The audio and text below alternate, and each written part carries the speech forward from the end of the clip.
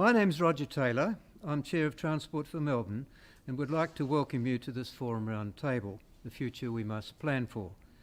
We are live streaming this. It'll also be recorded to enable people to view it later on YouTube. Before I start, I'd like to convey a message from our President, Nick Lowe. Unfortunately, my family and personal circumstances prevent me from participating today, but I'd like to add my warmest welcome to the distinguished presenters at this most timely forum and to the audience who plainly care strongly about the current environmental crisis, which, as I am sure you will learn during the forum, extends beyond even the coming catastrophe of climate change. Planning for this forum started last year, when this country was in the middle of one of the most severe droughts on record. Since then, we have experienced bushfires on an unprecedented scale and intensity, followed by floods, the collapse of the fishing industry off the east coast of Tasmania, and a pandemic that is delivering crippling social and economic impacts. The events of the last year have provided unexpected and severe shocks most policymakers and planners never anticipated. So it is timely to ask what future we must plan for. Although TFM's primary interest is in transport, today's topic will be of interest to everyone, including policy and decision makers and business and government at all levels. So we have invited people from a wide range of backgrounds to attend. COVID has restricted the number of people who could attend today, so we've decided to run this as a round table and have invited people to join the speakers and participate in discussion following the formal presentations. Whilst many people will argue that technology will play an important role in determining our future, it has been very clear for a long time that environmental change will be the dominant factor that shapes our future. And that in turn is strongly influenced by human activity. It is true, we do have a climate emergency, and our first speaker, Professor David Karoly, will discuss this, but it goes much deeper. And that will be the subject of our second presentation by Professor Will Steffen. This will be followed by a presentation on the politics of change and discussion about how we may respond. We will take a 10-minute break at 2:45, and then we will return and we will have two presentations from Adam Bant and Sally Catt, followed by a roundtable discussion with the panel, followed by question time when we will invite questions from the audience. Those in the virtual audience can forward questions using the chat button with your name and the person you would like to respond. Now, our first speaker. Professor David Karoly is recognised internationally as an expert on climate change and climate variability. David is leader of the Earth Systems and Climate Change Hub in the Australian Government's National Environmental Science Program based in CSIRO. He is also an honorary professor at the University of Melbourne. Professor Karoly was a member of the National Climate Science Advisory Committee, which delivered its final report, Climate Science for Australia's Future, in 2019. During the period of 2012 to 17, he was a member of the Climate Change Authority, which provides advice to the Australian Government on responding to climate change, including targets for reducing greenhouse gas emissions. He has been involved in the assessment reports of the Intergovernmental Panel on Climate Change in 2001, 7, 14 and 21 in several different roles. He was elected as a Fellow of the Australian Academy of Science in 2019 and was awarded the 2015 Royal Society of Victoria Medal for Scientific Excellence in Earth Sciences. Please welcome David.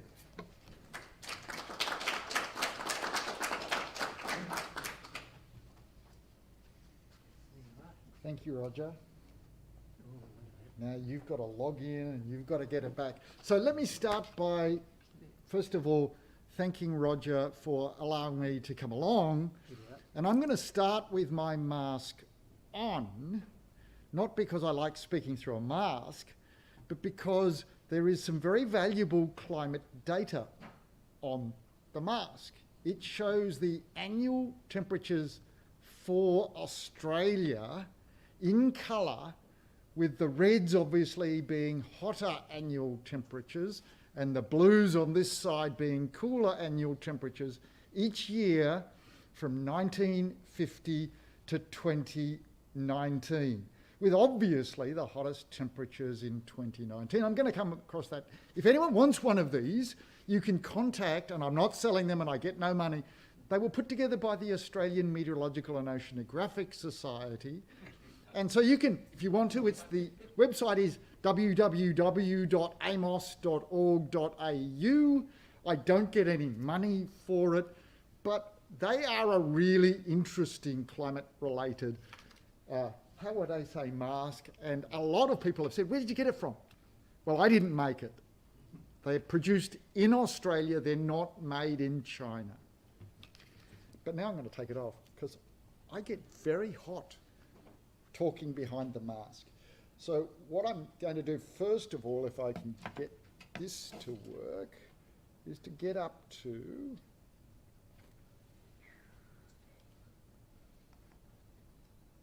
That's going to work much better when it's a full screen, I think. So thank you, Roger, for the invitation. You and I talked about this, and what I'm going to try to do in 20 to 25 minutes is cover the history of climate change from 800,000 years ago to 100 years into the future in 20 minutes. And that means I've got to cover things pretty quickly. I'm going to talk about essentially these temperature variations over the last 100 years. I'm also going to talk about the value or importance of young people's involvement and concerns about climate change, because climate change is going to affect the younger people much more. And the School Strike for Climate, which is the photo on the left-hand side, demonstrates that there is a wide group of community that is interested in these sorts of activities. I'm going to start with the summary of my talk. But this is a summary of my talk from 2007. From a United Nations group, United Nations Foundation in the United States, which produced a report called Confronting Climate Change, Avoiding the Unmanageable and Managing the Unavoidable in 2007. The conclusions then are exactly the same as what I would say now, and that's why I'm using it. But it's 13 wasted years of limited global action and greater impacts on global temperature increases. So let me just say, yes, we knew 13 years ago global climate change has been driven by burning fossil fuels and land clearing. It's a growing threat to all countries and will affect both developed and industrialized countries. There was already significant harm from climate change 13 years ago, and further damages are a certainty. And the challenge now, and was 13 years ago, how to keep climate change from becoming a catastrophe. Now, I'm going to leave it to Will to talk more about the catastrophe that's imminent, but it was imminent in 2013, and countries did, am I allowed to say bugger all? Yep. I think that's probably the most appropriate description in the Australian context. Let's go back 800,000 years from ice core data collected in Antarctica, which shows both temperature variations and greenhouse gas variations. The top curve is the carbon dioxide concentration from ice core data in Antarctica. The bottom curve is estimates of Antarctic temperatures, again from the ice core data. We can see the slightly warmer periods and the cooler periods associated with the ice ages and interglacial periods that occur about 120,000 years apart. And the most recent temperature variations, oh, where's the mouse gone? Oh, here we go. We have been in an interglacial period, a relatively warm period for the last 10,000 years. And in between that and the previous warm period, about 120,000 years ago, we've had a glacial period. Temperatures in Antarctica were about 8 to 10 degrees colder in the glacial period. Globally, they were about 5 degrees colder. And now I move sideways a little bit. There is only one indigenous population in the world that has survived the temperature variations from the middle of the last ice age to the current interglacial period. That is the Australian indigenous communities that have survived for 65,000 years. And their stories and songlines tell us about the magnitude of climate change. Due to these ice age to interglacial variations, they have survived 5 degrees of warming. They can talk about, and do talk about, the 100 metres of sea level rise from the depths of the last ice age to the current interglacial.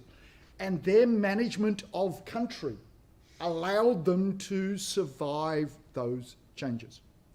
But the temperature change occurred over thousands of years.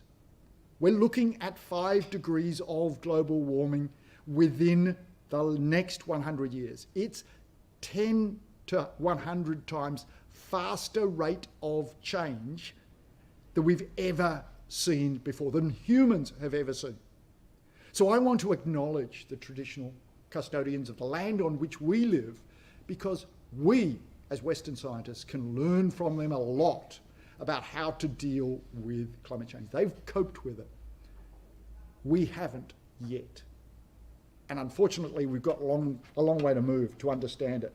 So we can see these changes. We can see, if we look at the carbon dioxide concentration, that at no stage in the last 800,000 years were carbon dioxide concentrations higher than about 300 parts per million until the last 100 years. And in the last 100 years, we've seen an increase now to 410 parts per million. From previously 300 parts per million, a growth of 40% in 100 years. Previously, that 100 parts per million growth took thousands of years. We're seeing rapid change.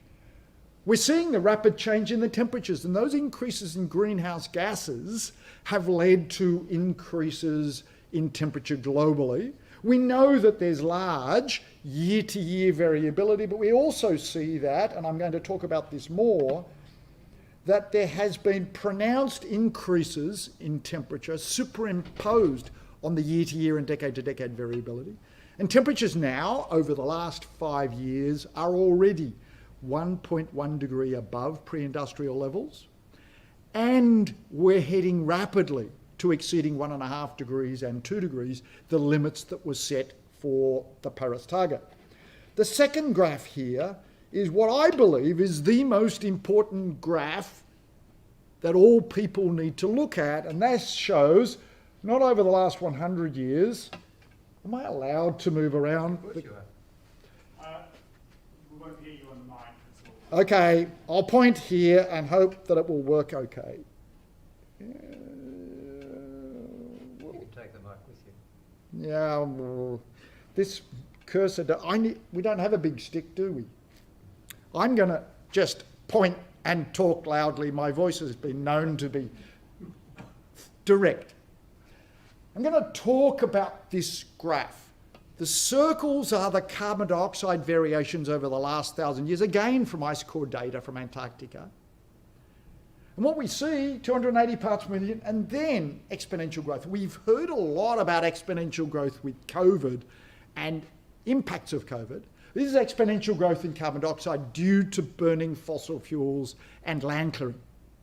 How do we know that it's not just natural variability, not due to carbon dioxide coming out of solution in the oceans? And that's because of this mirror image curve. That mirror image curve is the fraction of the carbon isotope carbon-13 relative to the carbon isotope carbon-12 in the carbon dioxide in the atmosphere. Carbon-12 is preferentially taken up in plants by photosynthesis relative to carbon-13. What this means is that we can tell that this rapid drop is due to carbon dioxide from plants, carbon dioxide from burning fossil fuels and from land clearing. There is no other explanation. We know for sure that this increase is due to human activity. It's nothing to do with the favourite causes of Andrew Bolt or Alan Jones. They want to talk about anything except the truth. Although I guess that we can talk about multiple truths if you follow the former President of the United States. Let's now go from global temperature variations to Australian temperature variation. Remember I talked about a warming of 1.1 degree over the last 100 years? Let's look at what's happened in Australia. Well, in Australia, there wasn't much temperature variation, lots of year-to-year variability, but no temperature increase until the 1950s. And then from 1950 to the present, we've seen about 1.4 degrees of warming. In 70 years, not 120 years. In other words, the rate of warming is double in Australia compared with the global average. Now, that's not surprising because the global average includes warming over the oceans, and we know that warming over the oceans is much slower. Australia, predominantly, where these temperatures are measured, is all land-based temperature observations. Land warms up faster than the oceans, and we should remember that most people are not fish. Most people live on land, and we need to worry about the fact that when we talk about global warming, almost no one talks about the land average warming. They talk about the global average. Global average is about 1/3 slower than the land averaging warming, or switch it the other way, the land average warming is almost 50% higher than the global average. That's critically important. That's why Australia is warming up faster than the global average. What about when we go to rainfall? Well, we need water to drink, we need water for our ecosystems, and we need water for our agriculture. That climate change has led to major changes in rainfall patterns over Australia. This graph shows the rainfall patterns. I can see it, but it's not showing up there. Top left-hand slide shows the rainfall departures for the last 20 years, or the rainfall for the last 20 years, in a graphic that compares that rainfall to all of the 20-year periods since 1900. And the red colours are for the record lowest rainfall. Over the 20-year period, the orangey colours are when it's in the lowest 10% of decades. What we know is that in the cool season, the April to October period that's shown here, the 20-year average rainfall in the cool season, southwest Western Australia, Victoria and the east coast of New South Wales was at record lows. We can contrast that with what happens in the warm season. And unfortunately, the lights are washing out most of these colours, which are the blues, and they will show up better in the video, I believe, than they will show up on the graphic. But this shows the same analysis for Australia for the warm season, and this shows increases in rainfall over the last 20 years. Highest rainfall for this decade, or two-decade period, compared with all the other two-decade periods. And there's been an increase in rainfall in much of northern Australia, and particularly all of Western Australia. So the rainfall patterns are very different between the cool season and the warm season. Cool season, decline in rainfall; warm season, an increase in rainfall. I'm going to talk more about that a little bit later. If we want to decide what we can use to predict the future, we can look at crystal balls, but my discovery is that when you look at a crystal ball, you mainly get a reflection of yourself, and you don't get good information about future climate change. But we can use climate models, and if we want to test climate models and how well they predict century timescale variations, we can look at climate model simulations over the last 100 years. The 100 years from 1900 to 2020, and use and compare that for Australian observations compared with the information for Australia extracted from the global climate models. That's what this graphic shows. And again, I've got a much better view on the computer than it is on the screen here. Maybe it shows up. There is a bluish band in here. Does that show at all? Or is Oh, I can't see it from here because it's excellent, excellent. Because that blue band shows the climate model simulations with increasing greenhouse gases for the decade-to-decade temperatures. The black wiggly line is the year-to-year temperature variations. And yes, 2019 is highlighted as the hottest temperature over the last 120 years.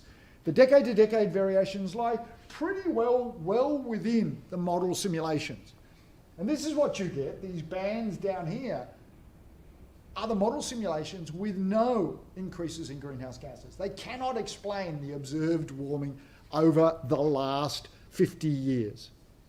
The only way to explain that increase in Australian temperatures over the last 50 years is due to the increase in greenhouse gases. And if we want to look at the period from now until 2040, there is continued warming. And the most recent climate model simulation, shown with this yellow band, actually shows even faster warming than the previous generation of climate models, which are shown by the dash band. It's actually getting worse. Not because of higher emissions, it's getting worse because the climate models are getting better.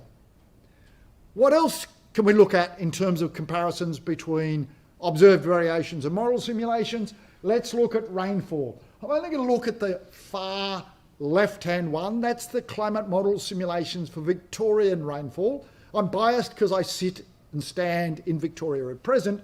We've seen a pronounced decline in annual rainfall in Victoria, like I showed before for the cool season. And the climate model projections are, in fact, again, maybe you can see it better than I can, there are in fact triangular bands that you can see, which are the projections from 1985 right up till 2030. What we see is that the observed changes are lying at the worst case. The most rapid model projections of decline in rainfall. They agree, but gee, you've got to take the worst case if you're trying to get the best estimate of what's happened recently. These bands don't show up very well either, but that's all right. I can see it and I know what I'm looking at. These are two separate global climate model projections right up to 2100. Remember I said I was going to go from 8,000 years ago, 800,000 years ago to 100 years in the future. These are climate model projections, the same ones that have been used for simulating the most recent century, now looking 100 years in the future. Looking at two separate cases. The lower one is for rapid emission reductions. And I'll talk about what those emission reductions have to be to simulate that in just a couple of minutes. And the second case is business as usual. Business as usual in this case is no emission reductions and basically burning fossil fuels as fast as possible based on estimates from, say, 1995 to 2000 period. It's important to understand that this graphic, the temperature scales right on the left-hand side, is taken relative to the 1990s. So this scale, which seems to go at about 1 degree here, is actually 1 degree relative to the 1990s, but 1.8 degrees relative to pre-industrial. It's almost set on 2 degrees already, and this only just, on best estimate, limits global warming to below 2 degrees. The high warming estimate and its uncertainty range, the high warming estimate is 4 degrees relative to the 1990s, nearly 5 degrees relative to pre-industrial, and if you come up here, which is the uncertainty range, there are actually reasonable chances that global temperature estimates will be above 5.5 degrees above 1990 levels, more than 6 degrees above pre-industrial. The planet and humans have never experienced global temperatures of 6 degrees above pre-industrial level, because the human population has only existed on this planet for of the order of 200,000 years. And we're talking about 3 million years ago or 4 million years ago to get back to those sorts of temperatures. This is a summary of the projections. I'm going to finish up in a couple of minutes. I'm going to race around this curve in an anti-clockwise direction. We know that global temperatures are going to continue to rise. We know that sea level is going to continue to rise. We know that there are going to be more marine heat waves and more heat waves affecting people on land. We know that these are going to lead to more heavy rainfall and erosion because when the temperature's warm, there's more moisture in the atmosphere. Unfortunately, as I've said already, the cool season rainfall in southern Australia is going to continue. So what do we have to do? Well, what we have to do if we want to limit those impacts is to reduce greenhouse gases. This is what we have to do to limit global warming to below 2 degrees Celsius. And it says here that the carbon dioxide equivalent concentrations for this scenario are to limit the carbon dioxide equivalent concentrations to 430 to 480 parts per million. Carbon dioxide equivalent. Will's an expert climate scientist. Well, Will, what's the carbon dioxide equivalent concentration at present in the atmosphere? It's around 500. Well, it's actually near 510 parts per million at present. We have already exceeded, and that means we have to suck carbon dioxide and other long-lived greenhouse gases out of the atmosphere if we're going to limit global warming to 2 degrees. So let's move on to the next slide. What can we do? Well, there's lots of readily available solutions to limit global warming. They do not include continuing to burn fossil fuels. We need to use energy more efficiently. We need to switch to zero carbon energy sources. We need to increase carbon sinks through vegetation and other technologies like carbon capture and storage. And we need to recognise that this will require lifestyle and behavioural changes. We've had lifestyle and behavioural changes with COVID-19. The economic impacts of climate change in 2050 in a recent Deloitte Access Economics report are expected to be in 2050 and every subsequent year greater than the economic impacts in 2020 associated with the COVID-19.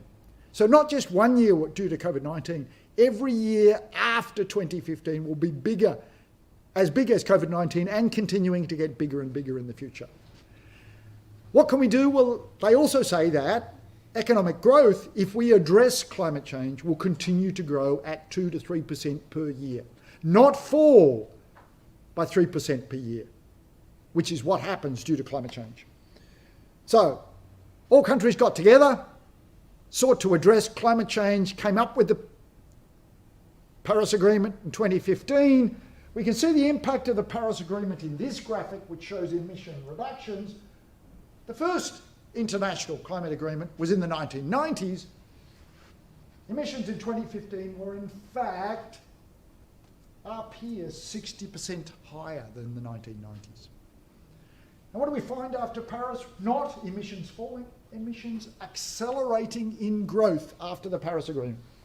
That's not the best way to solve climate change. I'm going to skip over this graphic. It's a summary from all the science-based organisations that reported to the UN in September 2019 in the Climate Action Summit. It summarises everything that I've said in a graphic, but now in words. But the important part is what's over here.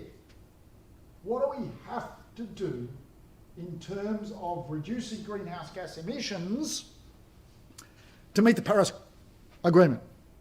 The simple solution is if we want to limit global warming to 1.5 degrees, what do we have to do? You either have to massively invent vacuum cleaners, I've talked to Dyson but they don't have them yet, that will suck out carbon dioxide from the atmosphere, and you have to do it rapidly, or you have to triple the existing Paris Agreement commitments, and that means for Australia, sorry, not triple, I've got it wrong, 5-fold increases in emission reductions by 2030. What does that mean for Australia? We have to be sucking out. It's easy to work with 25%. We have to be at 125% emission reductions. That means sucking out 25% of our emissions, not just going to zero. It means going to minus 25% in 2030. That's impossible. Even the Prime Minister would agree that's impossible. Key messages. I've taken too long. Yes. No, it's not all right. I've taken up some of the important time for Will and for Robin. But let me finish here. We know that human influence on the climate system is clear. This is not my conclusions. These are conclusions from the IPCC. We know that if we don't reduce greenhouse gas emissions, if we don't get to zero emissions, we're going to more severely disrupt the climate system. We're going to have increases in global average temperatures, and the risks will be severe, and some of them will be irreversible. And Will's going to talk a lot more about that. But we could fix it if we really wanted to. We know how to do that now.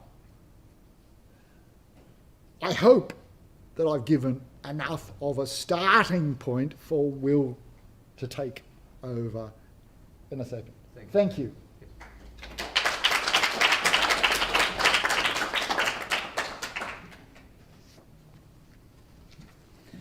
Thank you, David. As I said earlier, it's important to understand the dimensions and scale of global change that confronts us. Humanity has disturbed the carbon cycle, and this is reflected in greenhouse emissions and global warming, but we have also disturbed the Earth system in other ways, and the implications are profound. Will Stephan is an Earth system scientist. He's a counsellor on the publicly funded Climate Council of Australia that delivers independent expert information about climate change. He's an emeritus professor at the Australian National University in Canberra, a senior fellow at the Stockholm Resilience Centre in Sweden, and a fellow of the Beja Institute of Ecological Economics in Stockholm. He is the chair of the jury for the Volvo Environment Prize, a member of the International Advisory Board for the Centre for Collective Action Research in Gothenburg University, Sweden, and a member of the Anthropocene Working Group of the Subcommittee on Quaternary Stratigraphy. From 1998 to mid-2004, Will was Executive Director of the International Geosphere Biosphere Programme based in Stockholm. His research interests span a broad range within climate and Earth system science, with an emphasis on incorporation of human processes in Earth system modelling and analysis, and on sustainability and climate change. Thank you, Will. Please welcome Will.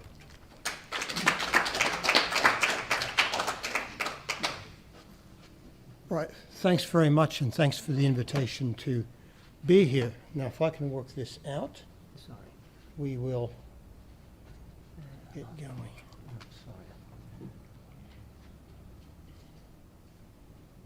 There we go. Right, so let's see if I can. You better put it on full screen. Have we got it? There we go. Now, right. Mine follows on very naturally from David's, because I've got a slide from the next generation as well, talking about what's happened in Australia in the last year or so.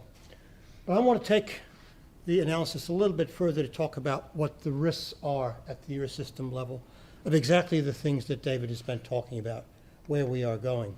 I can go through this slide very, very quickly because he's shown a longer version of this. This is only the last 400,000 years, and this is looking at global average temperature. And as David mentioned, fully modern humans have been around for about 200 to 250,000 years. We've been through two of these cycles. And as David pointed out, the only society we know of that's actually gone through the transition from, see if I can get, from through the last ice age, about 65,000 years ago, all the way through to the present, are Indigenous Australians.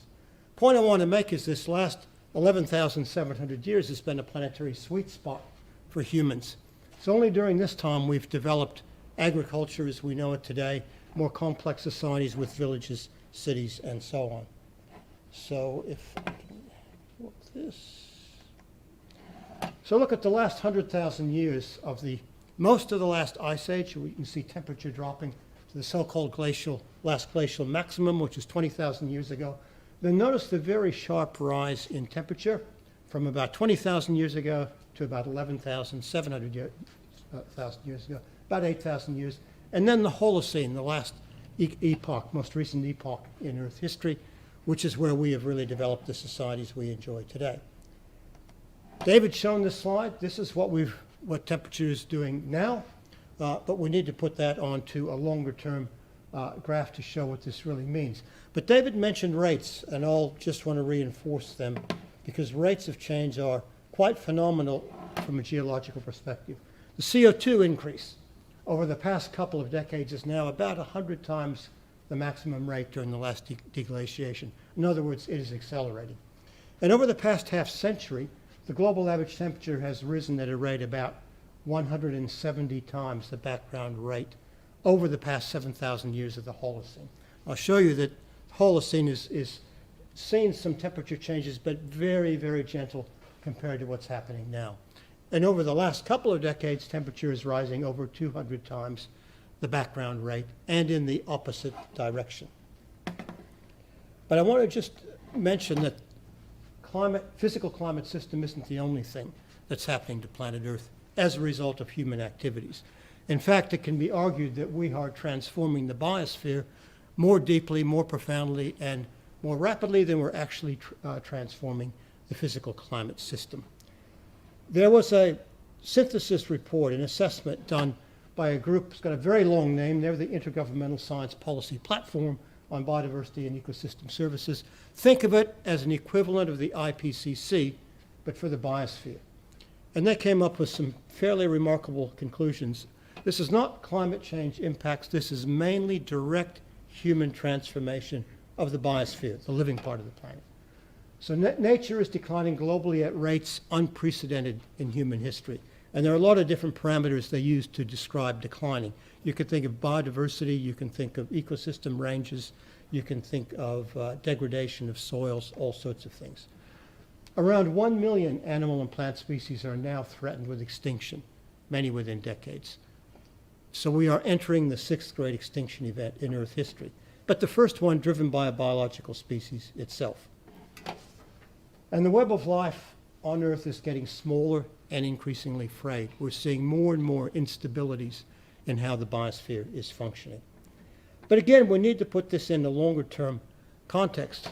And a colleague of mine from the Anthropocene Working Group named Mark Williams, he works in Leicester in the UK, and he's a paleobiologist.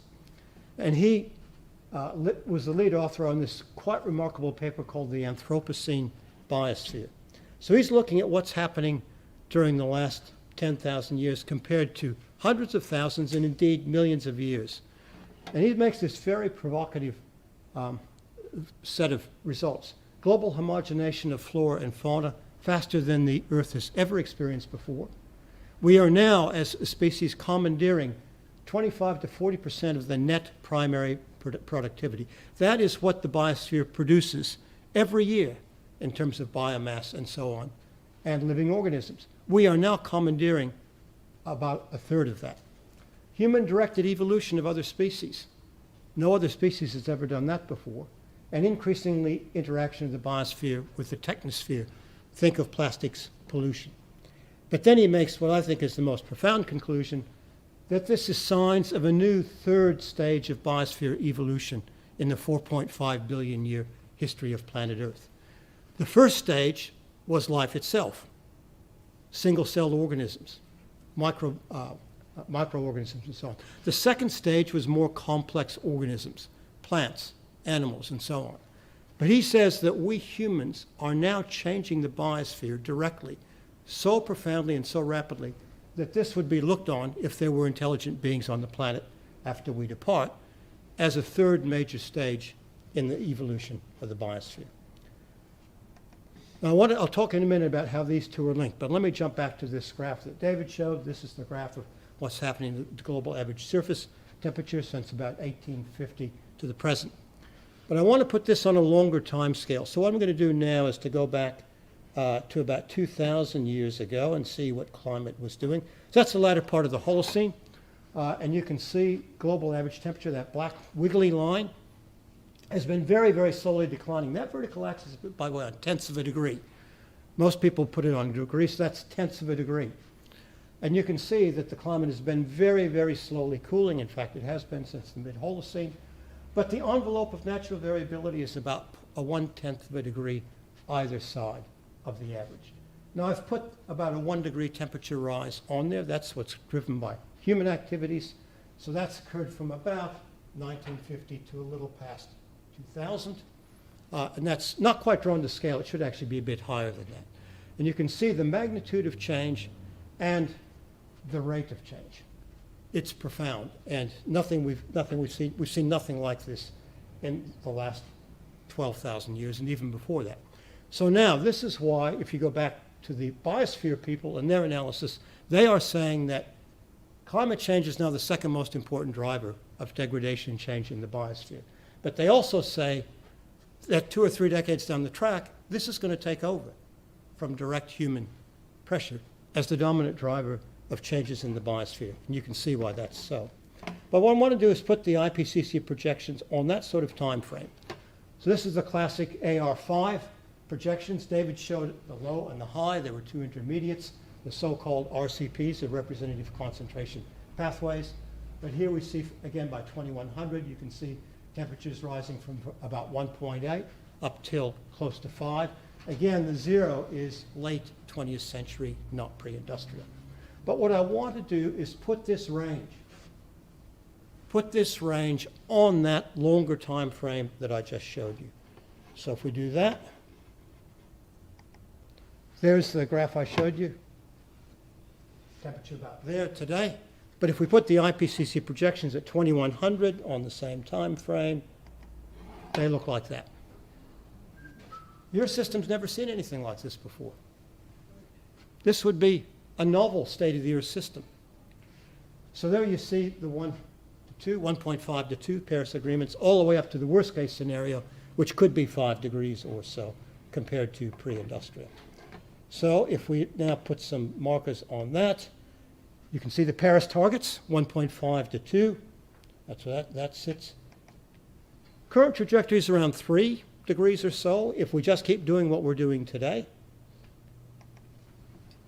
And that's the worst case scenario, 4 to 5 degrees. That's a completely new state-of-the-art system. Homo sapiens and almost every other living creature has never experienced that. And it's a severe challenge even to the existence of our contemporary civilization.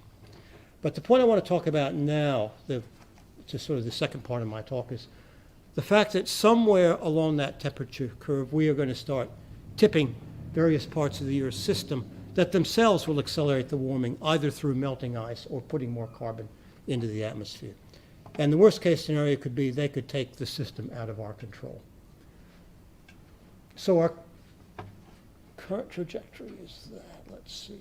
Yeah, so if these tipping points take off, sometimes somewhere between 2 or 3, we could lose control of the system and it could go to 4 or 5, even if we get emissions down. So that's the real risk, the existential risk that we face. So let me talk just briefly about what they are. Tipping elements come in 3 different types.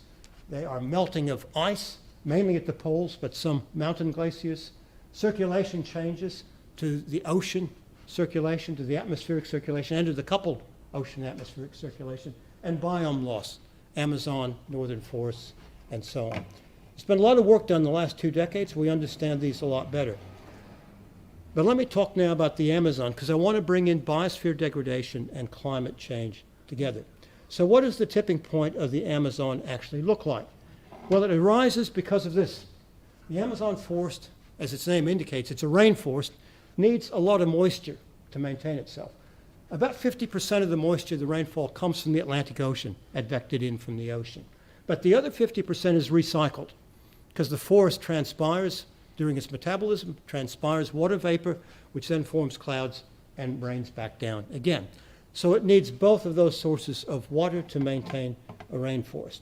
So it's facing now a double whammy. Climate change, it's changing ocean atmosphere circulation. And we already see a slowdown of the Atlantic Ocean circulation. That is reducing rainfall over the Amazon basin. In the last 10 years, there have been 3 severe droughts, much more frequent than the long-term record. And that's because of climate change. But at the same time, by the way, that then could lead to dieback, fire, and a savanna-type ecosystem or a dry forest ecosystem. But at the same time, humans are deforesting, and the deforestation rate is increasing with the Bolsonaro government in Brazil. So this is conversion of the forest to cropland or pasture. This reduces evaporation, so it starts reducing that other 50% of rainfall.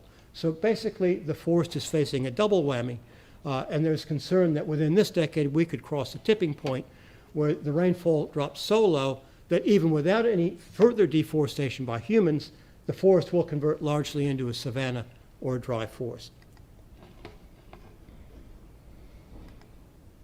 Oops. Doing something wrong there. Maybe if I hit that.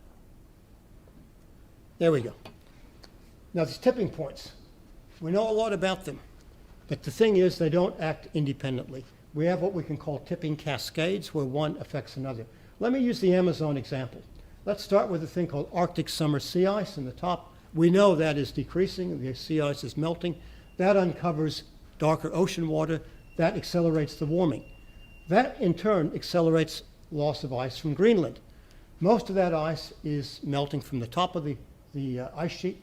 That's putting a pool of cold, fresh water on top of the North Atlantic.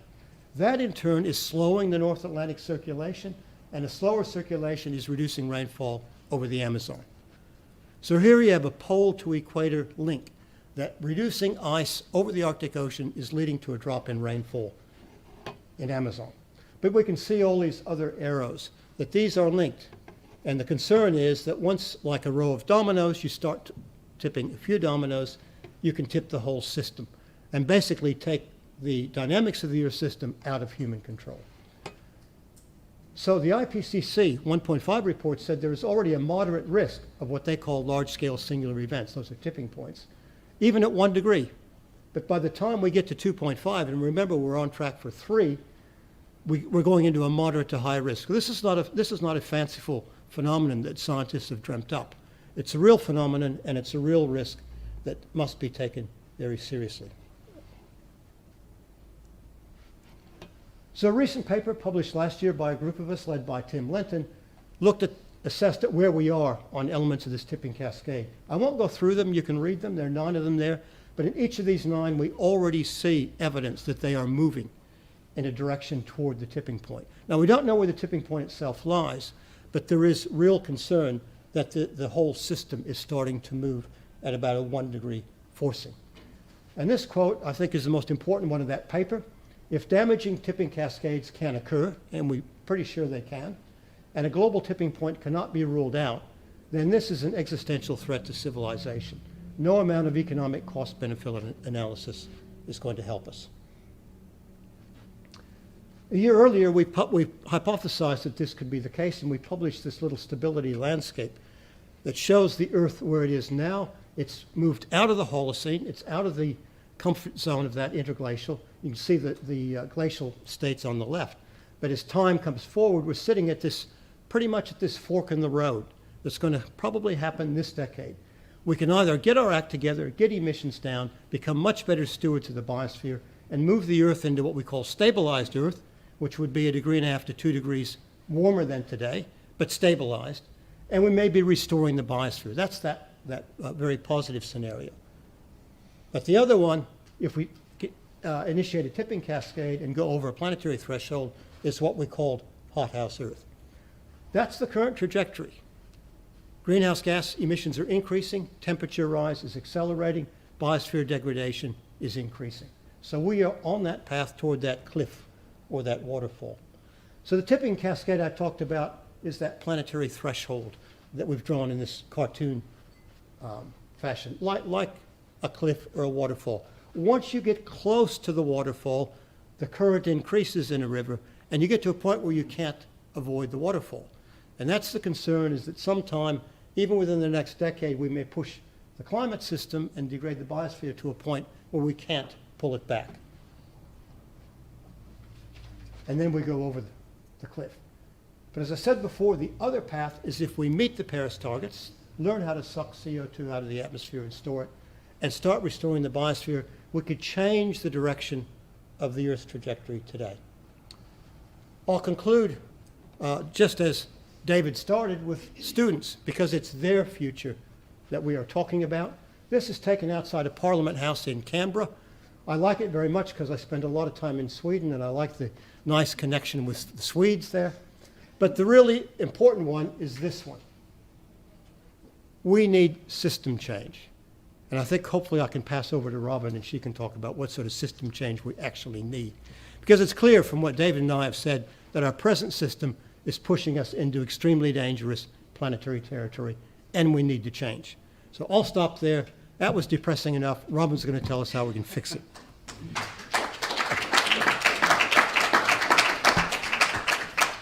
Thank you very much, Will. I think at this stage I'll take the opportunity to make a few comments of my own before I introduce Robin. One of the aims of this forum has been to present the dimensions and scale of global change and its implications from the future. Clearly, it extends beyond climate change, but the overall impact of global change is truly dire. It's also very clear that we have far less time to act than we might have thought. So far, we have confined our discussion to the science, but we often overlook the social impacts. COVID has provided us with a glimpse of what is in store. A leaked report from the Department of Defence recently stated that we are poorly equipped to cope with many of the threats that are appearing now. Increased risk of war, potential for collapse of many institutions that underpin our society, and the potential collapse of civil society as we know it today. We can see evidence of this in other parts of the world where global environmental change has already had a major impact. Famine, economic collapse, civil war, persecution of minority groups and mass migration are some examples, but there are many more. Australia might be isolated from this for a while, but we will not be immune. We should ask how we will cope when our most important food bowl, the Murray-Darling Basin, collapses. It's already under stress and its days may well be numbered. Where will the jobs come from in the future? What are the implications for the unemployed today? Particularly the young at a time of increasing social, economic stress and human suffering. The social implications are endless. So it's time to introduce Robin. Robin Eckersley is a Professor of Political Science at the University of Melbourne. She has published widely in the fields of environmental politics, political theory and international relations, with a special focus on the ethics, politics and governance of climate change. She is a Fellow of the Academy of the Social Sciences in Australia since 2007, and she received a Distinguished Scholar Award by the Environmental Studies section of the International Studies Association in 2019. So please welcome Robin.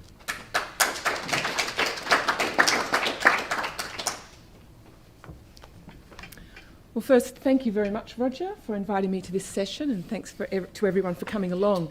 It's nice to have a live audience after teaching Zoom for most of this year. So, David and Will had the easy part. I was given the topic, where to from here, the politics of change. So this is, as Max Weber described politics, the slow boring of hard boards. The forum is about planning for the future. In this not yet fully or officially declared epoch of the Anthropocene, where humans have become the dominant force shaping Earth systems. So we've heard the scientific view of the challenge, but we all know whether we meet this challenge or not actually depends on the politics. So this is what I'm going to turn to. And the problem in Australia that we have to confront is that our government is looking backwards, not forwards. And insofar as they have a plan for the future, it's to continue what we've always done in the past. In this case, continue with a fossil fuel-based approach. And we've seen this with our gas-led COVID recovery and desperate attempts to keep the Liddell coal-fired power station in New South Wales going, despite, contrary to the advice of the committee that was supposed to look into it. According to a new report published by the Climate Council, of which Will is a member, growing emissions associated with gas production are now actually undermining the promising growth in renewable energy in Australia. So Australia's been ranked number 56 out of the 61 countries surveyed in the 2020 Climate Performance Index. And the only cold comfort we have is that we were ahead of the US, which was ranked last. And this is hardly surprising given that we have a very weak target for 2030, minus 26 to 28%, because developed countries are supposed to lead in mitigation, and this is not leadership. We don't have a credible climate or energy policy. The Emissions Reduction Fund is a nonsensical policy because you can't ramp it up. It just becomes too expensive.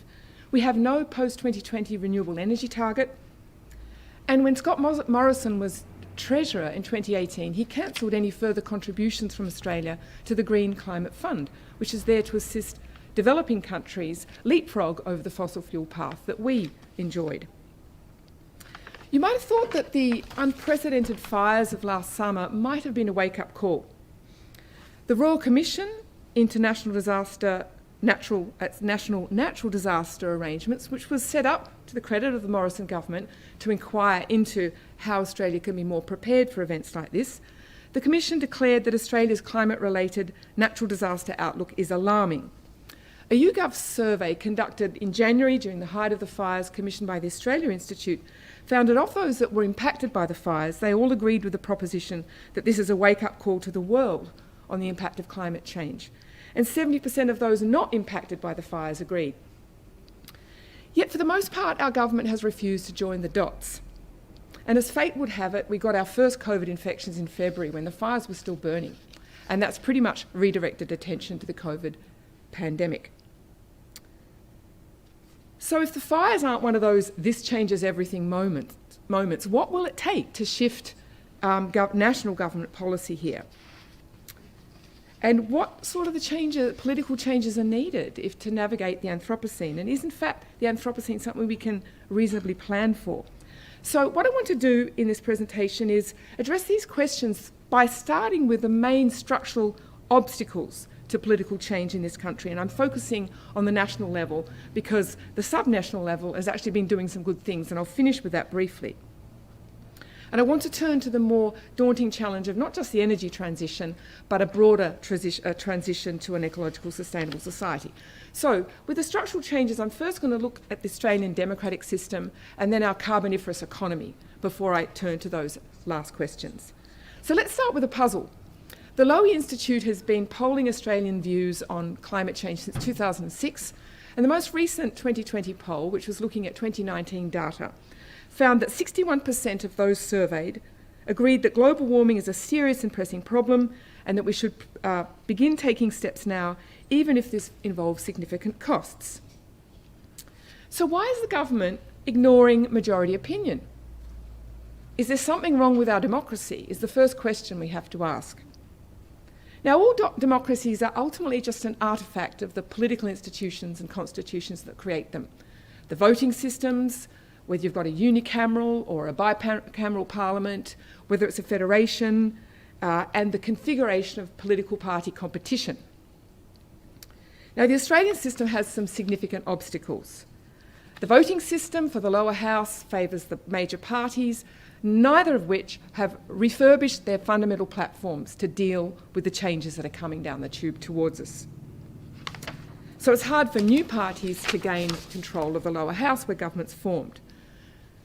And because we have a bicameral system with a different voting system in the upper house, the Senate, we've seen a lot of initiatives be blocked, like the carbon pollution reduction scheme, or go in reverse. But of course, this can work both ways in politics, and that needs to be noted.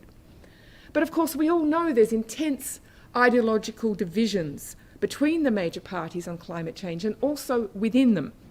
And that has pretty much stymied any significant progress at the national level. The thing is that the Liberal Party could not govern in its own right. It can only govern with a National Party, and they do a deal about where they're going to stand their members in which, or rather candidates in seats. The ALP is now struggling to govern in its own right because of profound structural changes with the shift from Fordist modes of accumulation to post-Fordist modes and a weakening union movement. So they're doing a split between a more conservative working class and the new middle class, which is increasingly wanting to vote Green. And yet the Labor Party and the Greens are like the Liberation Front of Judea and the Judean Liberation Front. They fight with each other and forget about the Romans. So the net result is that we don't have a winning coalition in the federal parliament. And that's blocking change, despite the fact that a majority of Australians want change. And we know that elections are fought and won in marginal seats, which is why a lot of campaigns fly in the face of majority opinion. And of course, we can't finish this narrative without mentioning the Murdoch press. And that's just code for sowing seeds of doubt about climate change, as we all know. So that's a pretty depressing roundup. However, there's two little silver linings there. What's different about political polarisation in our political system at the national level compared to other Anglosphere countries is that we have polarisation not only between but within the major parties.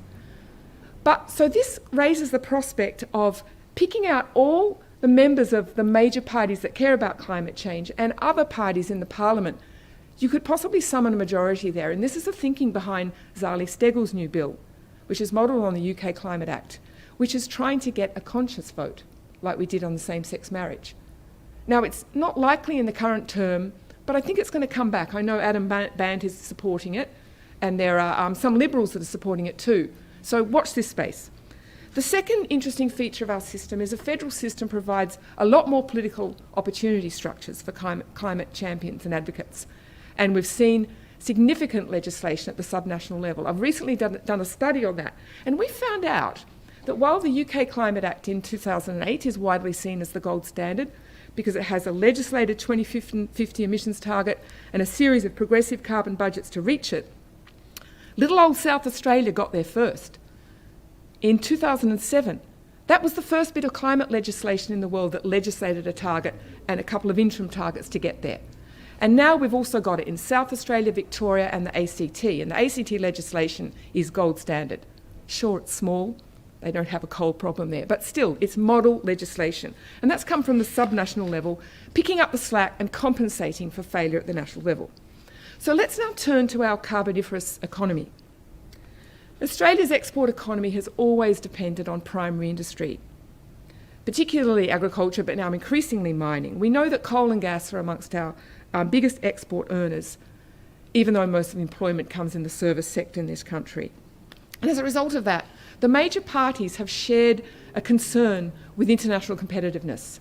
And that's led to this fixation with the upfront costs of action and ignoring the long-term costs of inaction and the co-benefits of early action.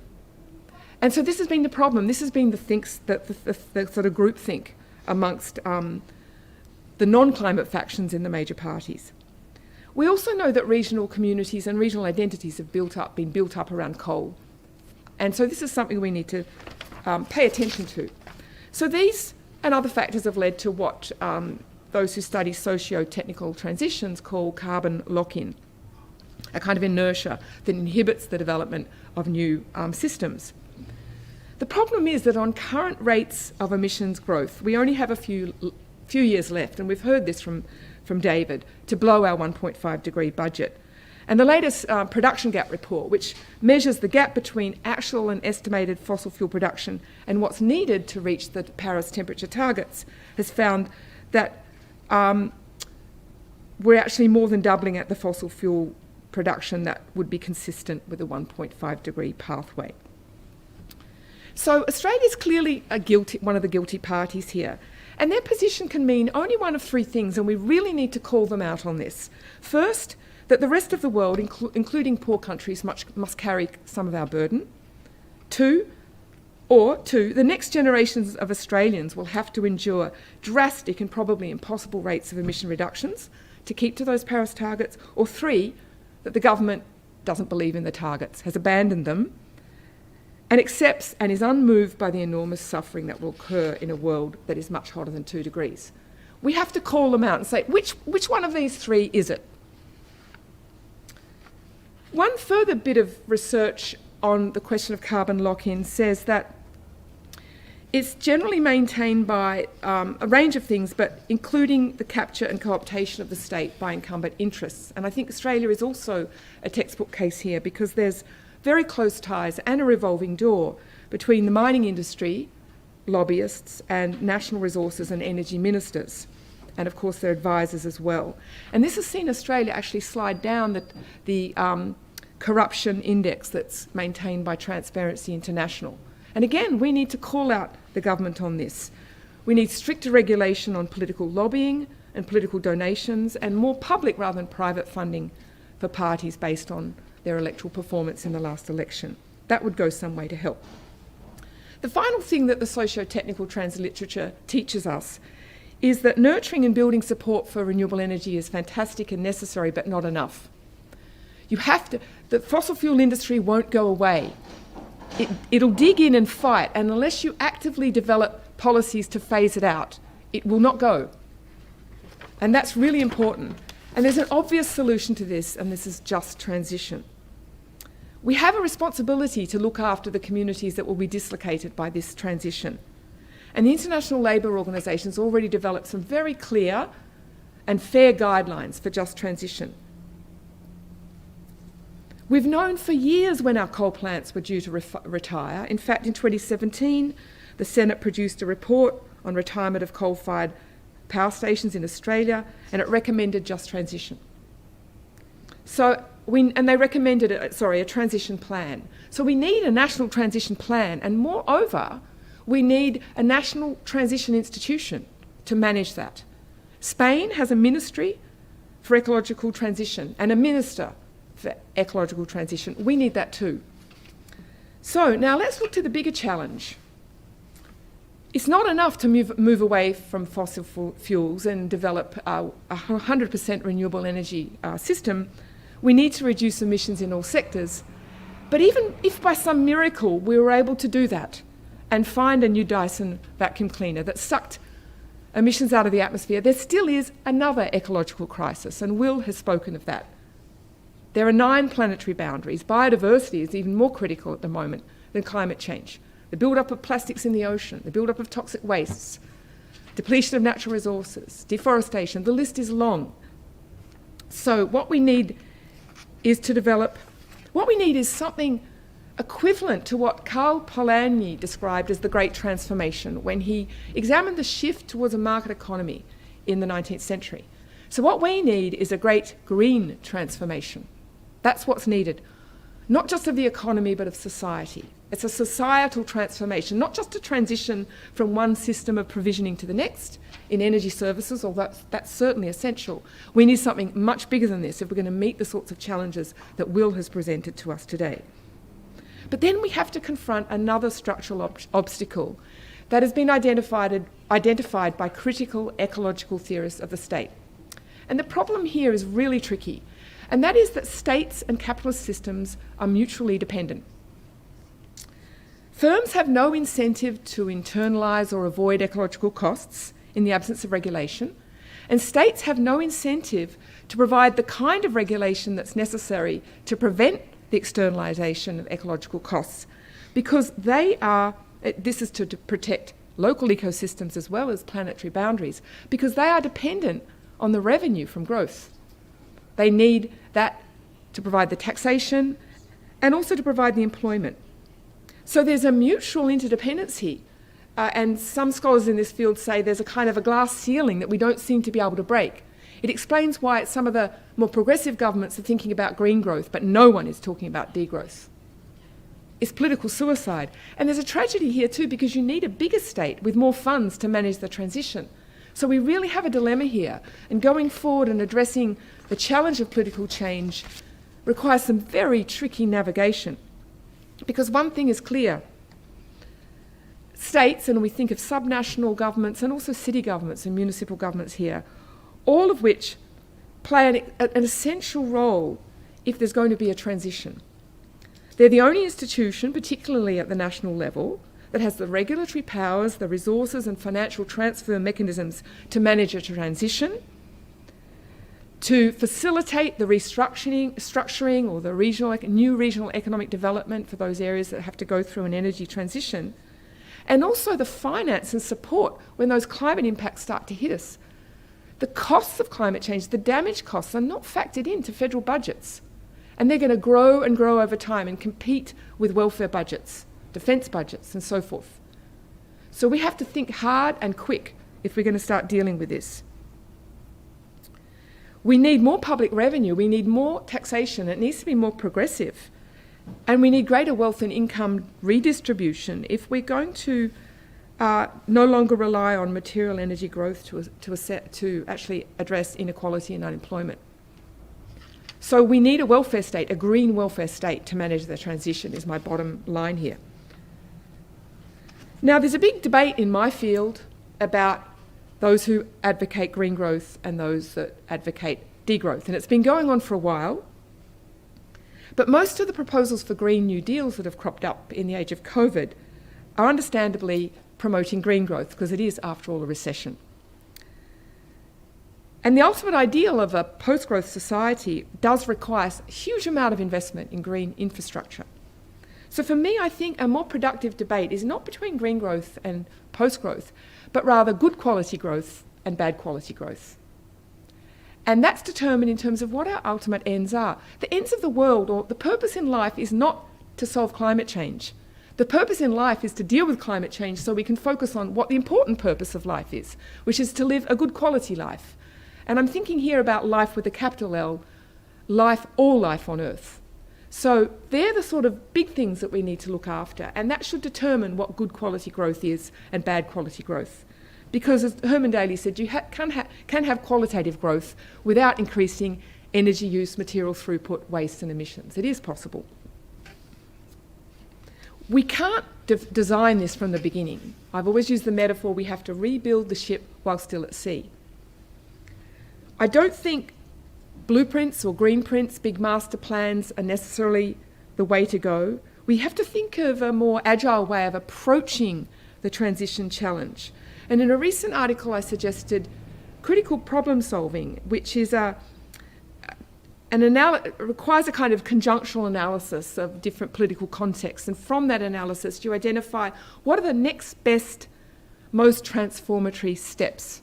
By next best, I mean the politically possible, because if they're impossible, it's not going to happen, which can then be examined, scaled up or scaled down, depending on the feedback loops, which we can never fully anticipate. So it's a kind of stepwise approach, but it does need creative visualization of the future we want, but it needs to be reflexive, dynamic, and inclusive, because we need a lot of imagination from the community, not just planners, not just scientists and so forth, to make this work, to work in a way that makes it politically legitimate and acceptable.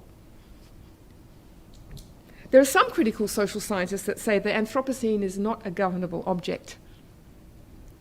It's too abstract, it's too difficult, it doesn't relate to the way everyday people live, and that it could be anti-democratic. I think some of those are they don't think through the challenge enough, because if we don't deal with it, we're unlikely to have democracy anyway, but that's another debate. Certainly the rise of nationalist populism is a challenge because it rejects science, it hates cosmopolitan elites, it's nationalist, and it's anti-globalist.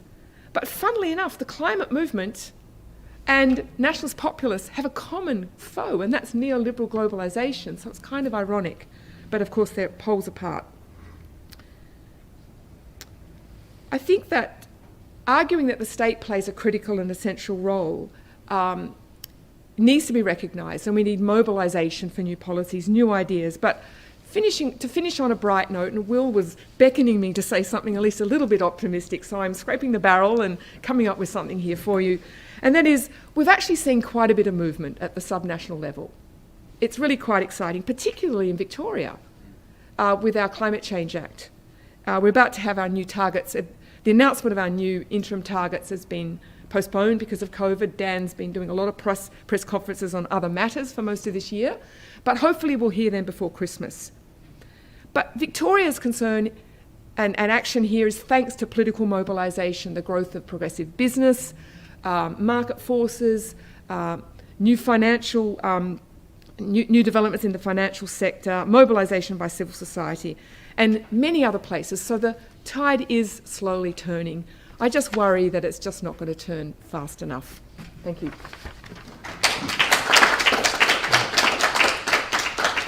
Well, thank you very much indeed, Robin, for that presentation. We will now take a 10-minute break. We'll be back at 5 minutes to 3.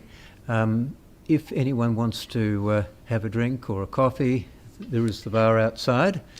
You might feel you want a stiff whiskey now, I think. So we'll conclude this session and we'll be back here just before 5:02. Thank you.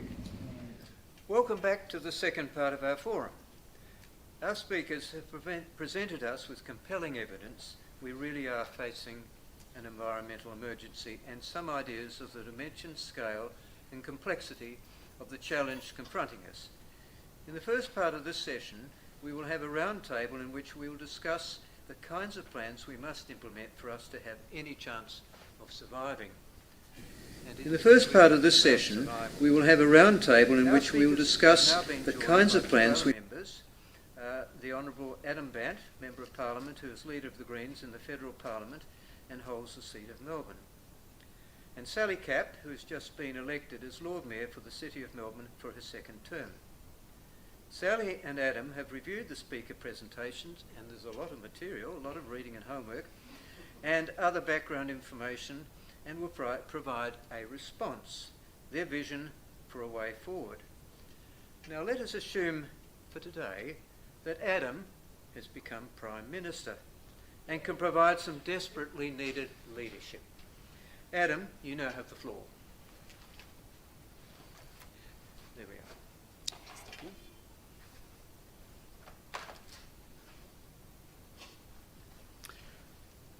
From here? Yep. Not from the left hand? Okay.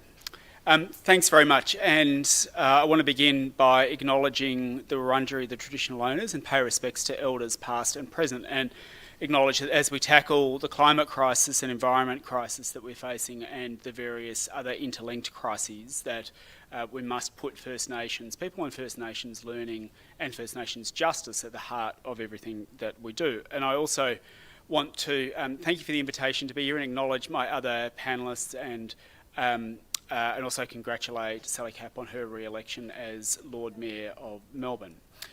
If I were Prime Minister, made Prime Minister, which is the starting point of this, what would we do? So the first thing to do is declare an environment and climate emergency. I mean, that's something that wouldn't require legislation, and it's a very important act and a very important thing to do from the highest level of government downwards, because the first step in fixing a problem is acknowledging that you've got a problem. And at the moment, you've heard from the other panellists about the severity and the urgency of the climate and environment challenge that we are facing, and it is an emergency. But one of the things that I think influences the way that people talk about the climate challenge in Australia, is that it's something that we've got decades to deal with. And so talk of targets around 2050, 2060, 2070 and so on can tend to suggest that, and including for all levels of public policy, but also importantly public opinion, can suggest that we've got a very long time to fix things, whereas in fact we don't. And so leadership from the highest levels to declare how quickly we need to move is absolutely critical. But it's also, I think, going to be important to understand and accept the central premise of what's been put to us from the papers so far, that we're facing a number of crises at the moment and that they're interlinked, but that critically the solutions to one are the solutions to all. And so we've got to acknowledge that we're facing an inequality crisis as well, and also that we are in the middle of an economic crisis, especially in places here in Melbourne, but we're in the middle of an economic crisis trying to find our way out, and the pathway to dealing with one has to be the pathway to dealing with all of them. But if you go to the doctor and the doctor tells you that you've got 3 things wrong with you and I can give you a medicine that fixes one or a medicine that fixes all 3, you take the medicine that fixes all 3. And that is the situation that we are in at the moment. And that is why what is needed is a government-led plan of investment and action that tackles the inequality and jobs crises that we're facing by growing the industries that will also tackle the climate emergency. And that, I think, is something that will have the best chance of success amongst the population, not only of being accepted, but of being successful as well. Key to that, on the environment and climate side of it, we've got to get our electricity system running on 100% renewables as quickly as we possibly can. not only because it is, in a sense, the easiest thing to do because the technology is there and it's substitutable right now. We could begin that process and complete it immediately, and we in the Greens would say we need a 10-year plan to get Australia being zero emissions electricity by 2030. But getting your electricity industry to zero is key to unlocking pollution cuts in other sectors of the economy as well. It allows you to get electric cars and vehicles. It allows you to then get industry switching off gas and running on electricity. So doing that first is not only right because it's the easiest, but it's also important because it then unlocks the further changes that can flow across the rest of the economy. So once we've done that, side by side with that, but that will then make it easier to transform our transport system by massively expanding public transport and cycling usage and electrifying all the cars, buses and trucks on our roads, and also transforming, as I said, our industrial system, moving towards mass electrification and green hydrogen feedstock and moving to a zero waste circular economy. Also, critically, we're going to need to transform our land management system by caring for country, and not only by changing our national environment laws, which is something that I'd put to Parliament as a matter of urgency, but also to better protect our existing native species and carbon stocks. But, and this is key, and this comes back to the point about why we would want to tackle all of these crises together, embarking on a mass reforestation and environmental rehabilitation campaign in Australia would not only be popular and not only be necessary, but it would create thousands of jobs.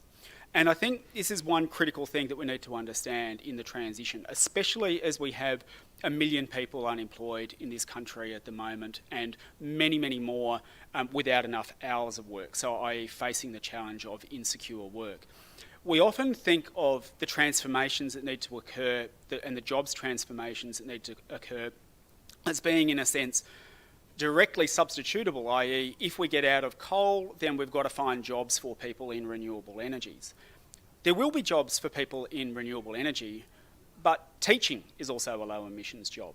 Aged care is also a low emissions job. And so expanding and meeting the other challenges that our society faces is not only a way of tackling those challenges, it's a way of reducing emissions. And so environmental rehabilitation, for example, especially after the devastating bushfires that we've seen, is something that ticks all the boxes of job creation and economic recovery and also tackling the environment and climate emergency. And I guess the last thing that I would say, that's what I would do immediately, and then put in place those 10-year plans and then put in place those other targets. So the last thing I would say is that the targets that we have need to be strong and they need to be binding.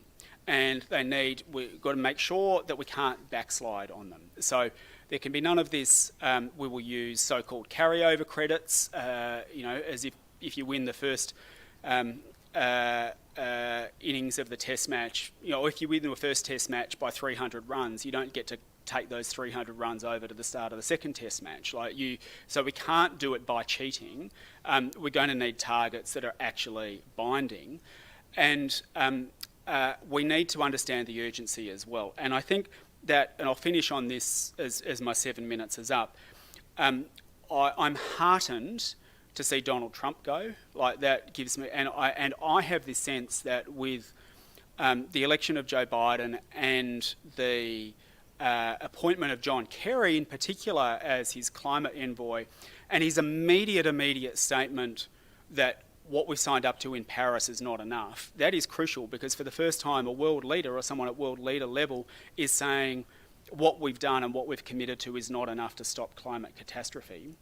That is so critical.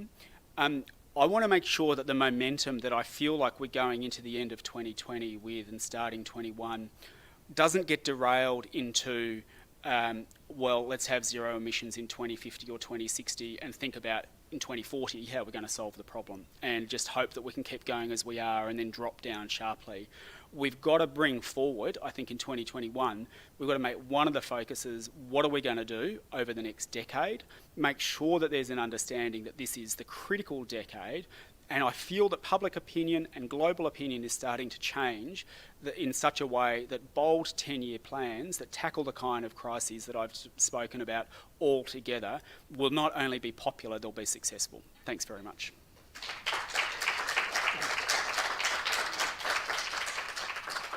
Thank you, Adam. Now, Sally is in the fortunate position that she can actually do things at our local level and make it happen on the ground, so to speak. Sally, you now have the floor. Thank you very much. If I move this forward, yay, I can still speak. To the microphone. How's that for innovation? Working? Excellent. Well, thank you, Roger. It is lovely to be here. I do acknowledge Adam and all our other panellists. And isn't it lovely to be with people in a room having a discussion? But also welcome to everybody who's online, but it really is terrific. I would like to acknowledge the traditional owners on behalf of the City of Melbourne. That is our commitment as well, to make sure that we acknowledge the traditional owners of the land on which we gather, the people of the Eastern Kulin Nation, and pay our respects to their elders past and present. The City of Melbourne is on a big reconciliation journey, like many organisations. We're about to amp it up is probably the younger way of saying that, and we believe that every step we can make forward of improving relationships between Aboriginal and non-Aboriginal people is a benefit not just for our city but right across Victoria. I know that I am with the converted today. How lovely. Not all forums are like that. I know that I'm here with many passionate advocates who have much more technical knowledge than I do, but delighted to take the opportunity today to talk a little bit about the things that we have done and that we are planning to do in the City of Melbourne. That's right, Mr. Rees, I've only got 7 minutes. Are you keeping me on time? Yes. Do you know that Mr. Rees is the father of our Deputy Lord Mayor, which is very exciting. He comes from good stock, obviously. Here, let me keep going. Now, we know, as the saying goes, there are no jobs if there is no planet, and that's something that we take very seriously at the City of Melbourne.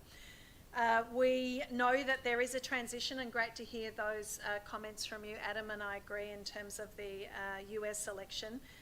But what really is important is that sense is Australia going to lag behind what the rest of the world is doing? And I think that really takes this concerted, combined effort across all of us to make sure that that doesn't happen. I am so pleased that in our patch, the City of Melbourne, we have been advocating and actioning on these concepts, policies and initiatives for the past 2 decades. And well before I got there, it's really pleasing to come into an organisation that has some really good eco-creds, as they're called. I'm going to talk about some of those this morning. This afternoon now, gosh, the day passes quickly on a Friday. And delighted that the City of Melbourne is also hooked into so many global alliances, which really helps us with our momentum locally. Part of that is our membership of C40, a fabulous group around the world. And during COVID, we had a C40 Mayors Task Force that worked particularly on making sure that green initiatives, eco initiatives, were at the forefront of our responses in our respective cities to the COVID pandemic. So to go to Adam's comments as well, and some of the initiatives today go directly to that. Last year, we declared a climate and biodiversity emergency in the City of Melbourne. We were the 1,271st city around the world to do that. And whilst that sounds like a lot, we're actually acknowledging that there are so many more cities still to come. We know that there is plenty that we can do to help cut dangerous greenhouse gases, to make sure that we are group purchasing renewables, that we are working hard to make us fossil fuel free as a city. What are we doing around efficient buildings and the planning settings for that in particular? More bike lanes and encouraging public transport, the greening of our streets, rooftops and open spaces, less waste and more recycling. All of those things within 2 major strategies that we also signed off on last year, our climate mitigation strategy and our waste and resource recovery strategy, that work interdependently, which is terrific. We know that cities can do things at scale, and of course the more that cities attract people, the more important it is that cities take responsibility and action. We're also very aware, as I mentioned earlier, that the planning powers that we have and the advocacy that we do to other levels of government and across the private and community sectors must work hand in hand. Earlier this year, in a COVID environment, we endorsed the new Sustainable Building Design protocols as part of a planning scheme amendment, which now sit with state government for sign-off, but those standards will definitely lift the bar on what we expect in terms of new buildings within our municipality. We want to ensure that as individuals and as a population we can survive the worst of climate shocks and at the same time embrace the economic opportunities that spring from innovation, from technological responses and really from transformation. We know we're working with a number of industries and our universities on some of these initiatives, and I'm just going to go through a few of them.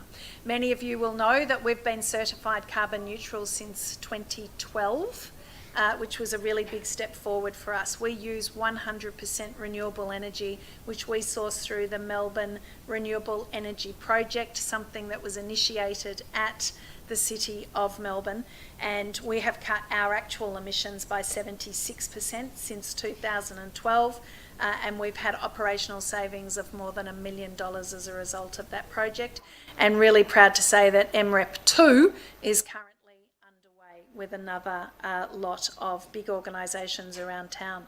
Of course, the bushfires over summer show us that there is so much more to do. So back in February, to support our climate change and biodiversity emergency declaration, we committed to reaching our own ambition of zero net emissions, which previously had been 2050. We've brought that forward to 2040 and we're working on it now, Adam. We're not waiting till 2030 to do that. We are very aware that for us to achieve that as a municipality, we certainly can't do it on our own.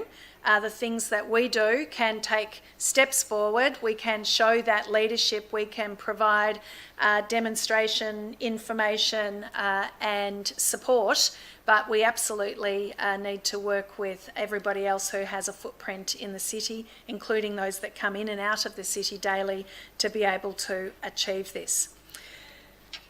We do believe that weak targets create a drag on the global impact that we're all trying to achieve. So what can we do at a local level?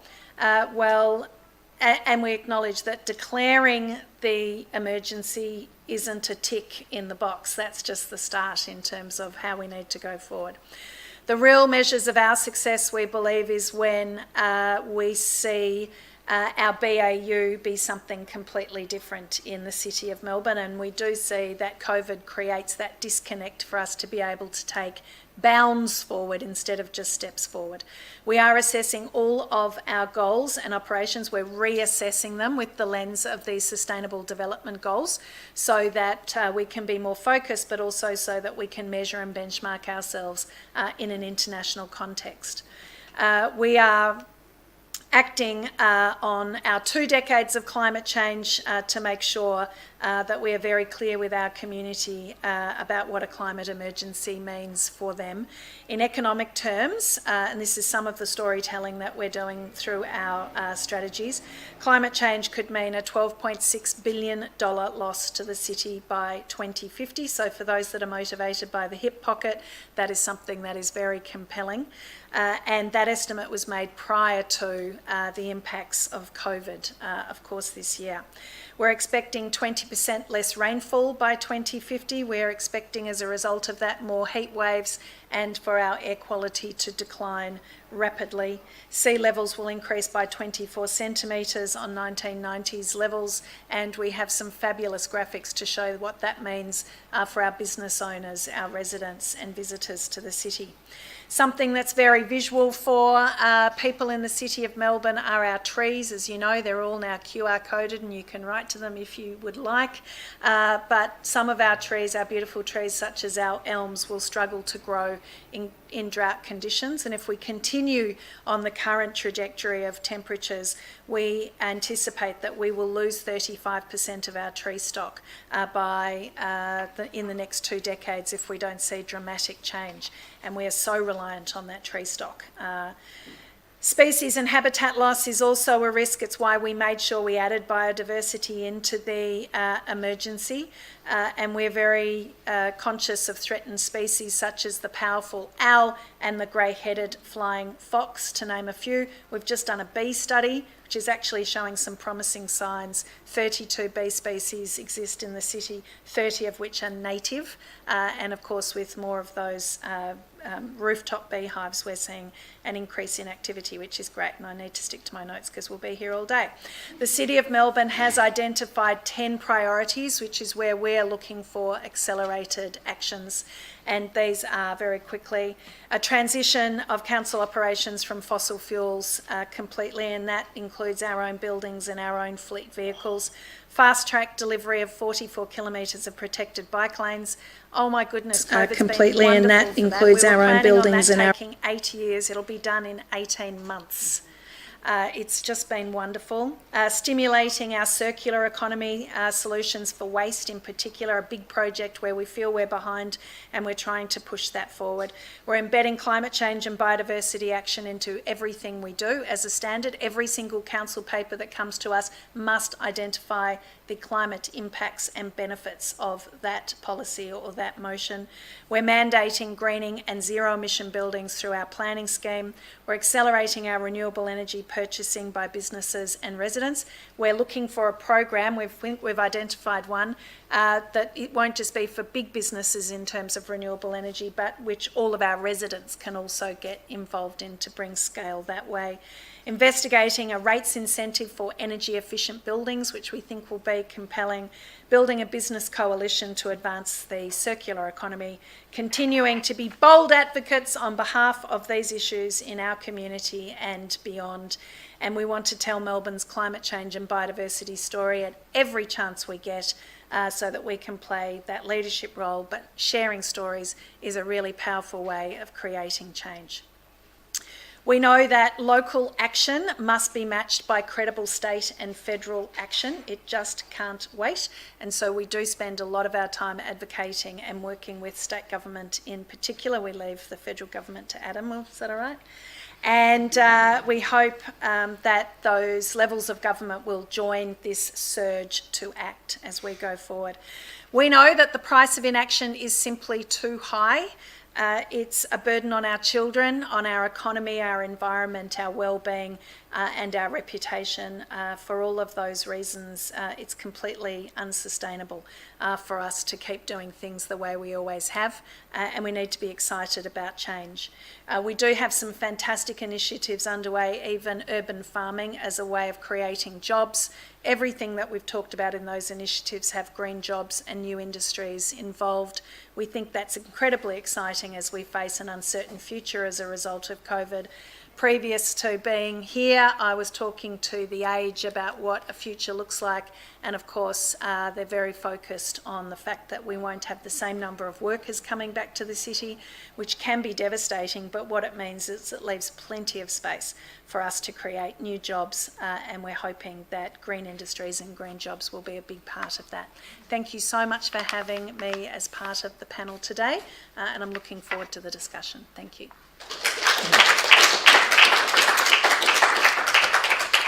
Thank you, Sally. The pair of you have ticked quite a few boxes. Let's assume for the panel roundtable that both Adam and Sally now have 3 advisors to review their strategies, plans and manifestos, and perhaps offer some suggestions on how they may even be improved further. Quite clearly we have targets, and I was speaking to Will earlier. I'm a bit bemused because the targets seem to be shortening all the time. I was quoting Johan Rockström's quotes of 50% by 2030, a further 50% by 2040, and zero by 2050. Well, I heard only recently 6% per annum is what we really need to be going, and Tim Flannery has talked about even 8% per annum, so we have to be carbon neutral by the end of this decade.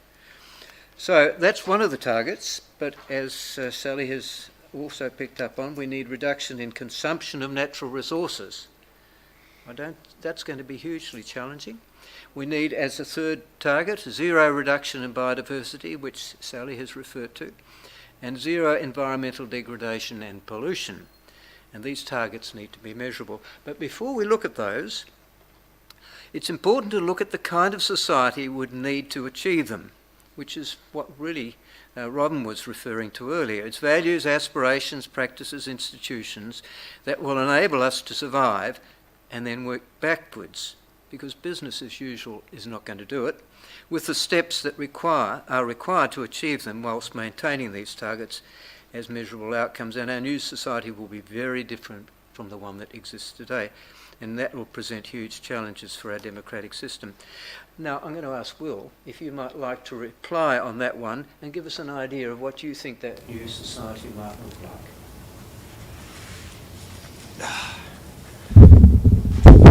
Yeah, that's a very interesting question. It's going to be hard to say, other than generalities, precisely what it's going to look like.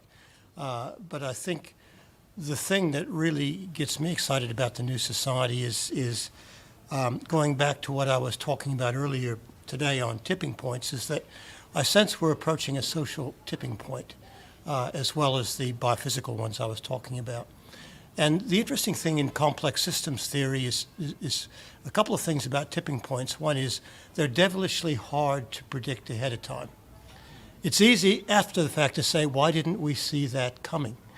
But looking at it now, I see so many aspects of the way society is changing, even before COVID hit, that I'm sensing that we are approaching a social tipping point, hopefully within the next 5 years or so.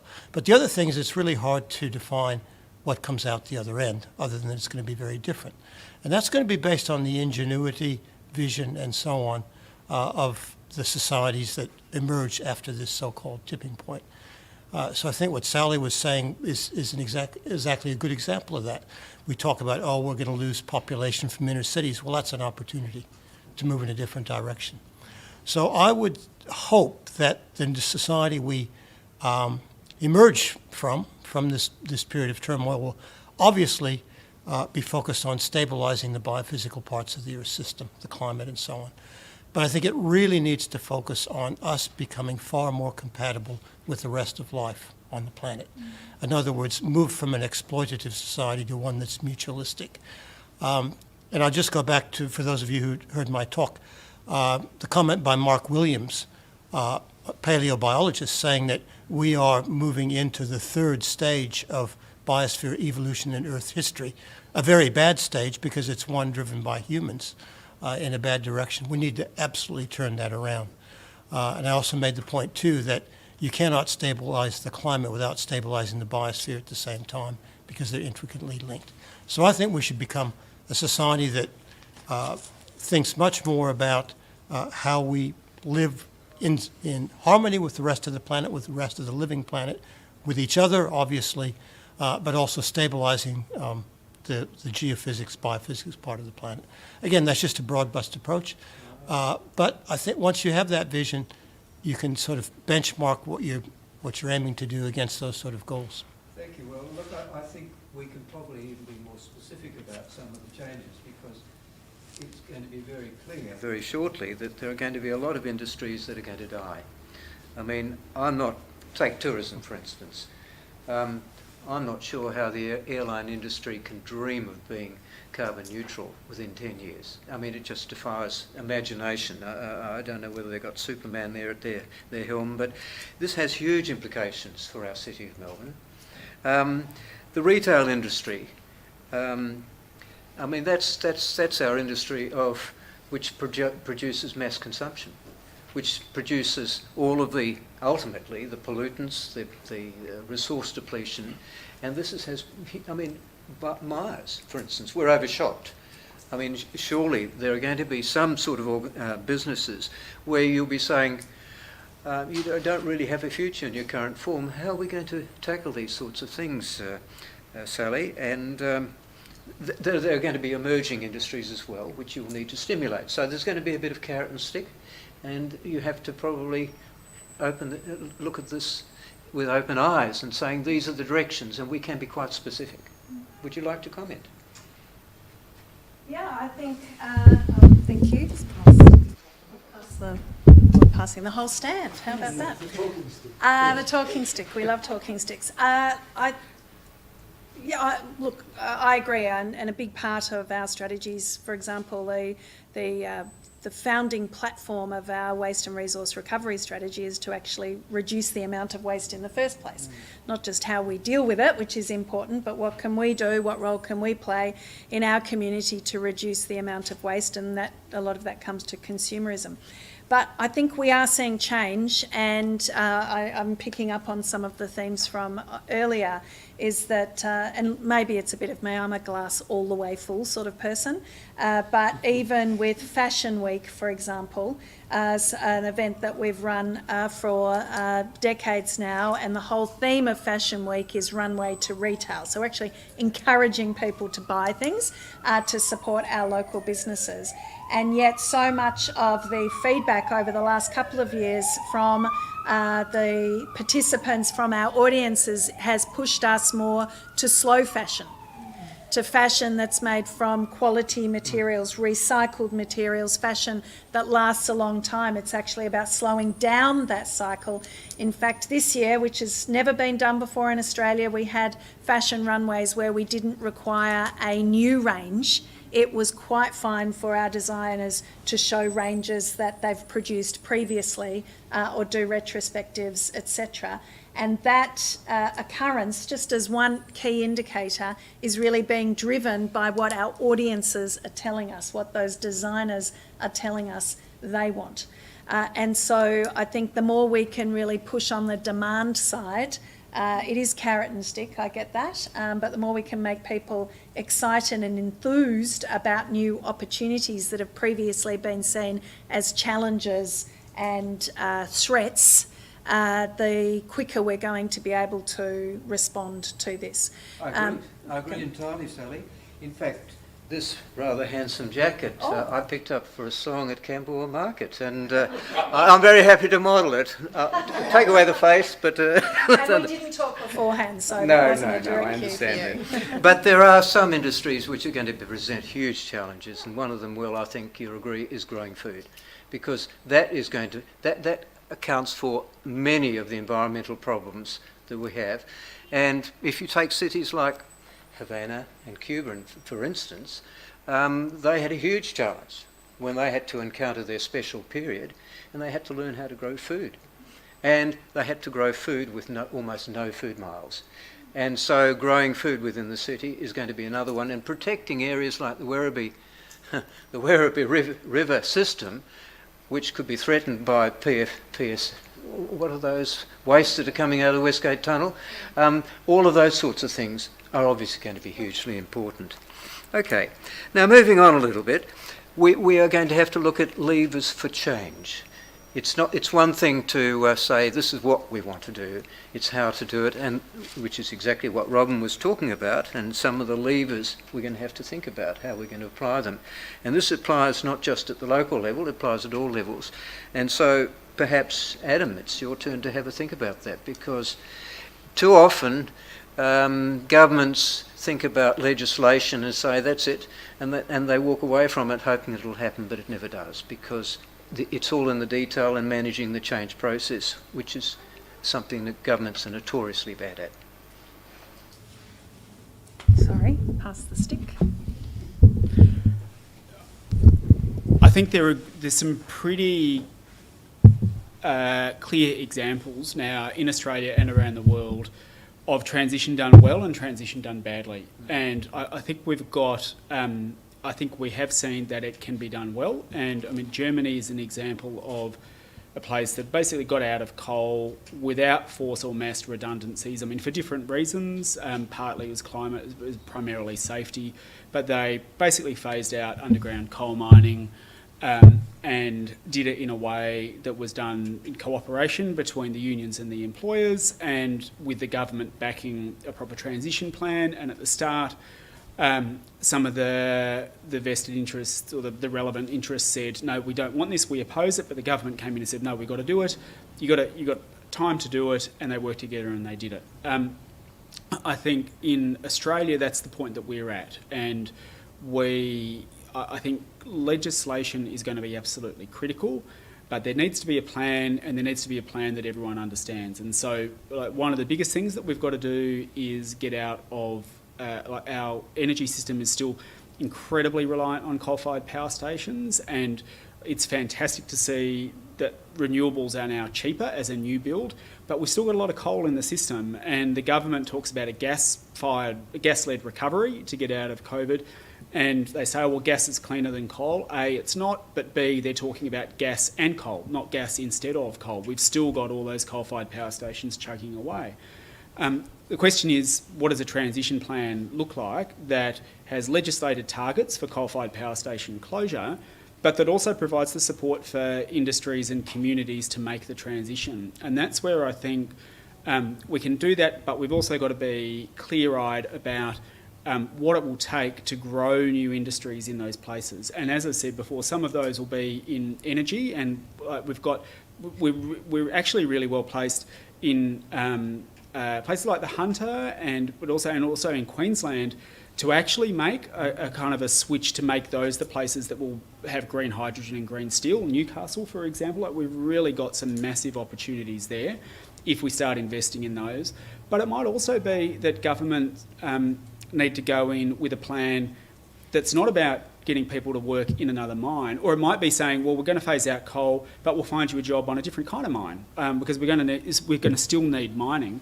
Or it might be that we're going to strengthen the transmission lines from Queensland to New South Wales to grow a 100% renewable energy system. Anyone who worked in a coal mine before is now guaranteed first dibs at a job in strengthening the transmission lines, for example.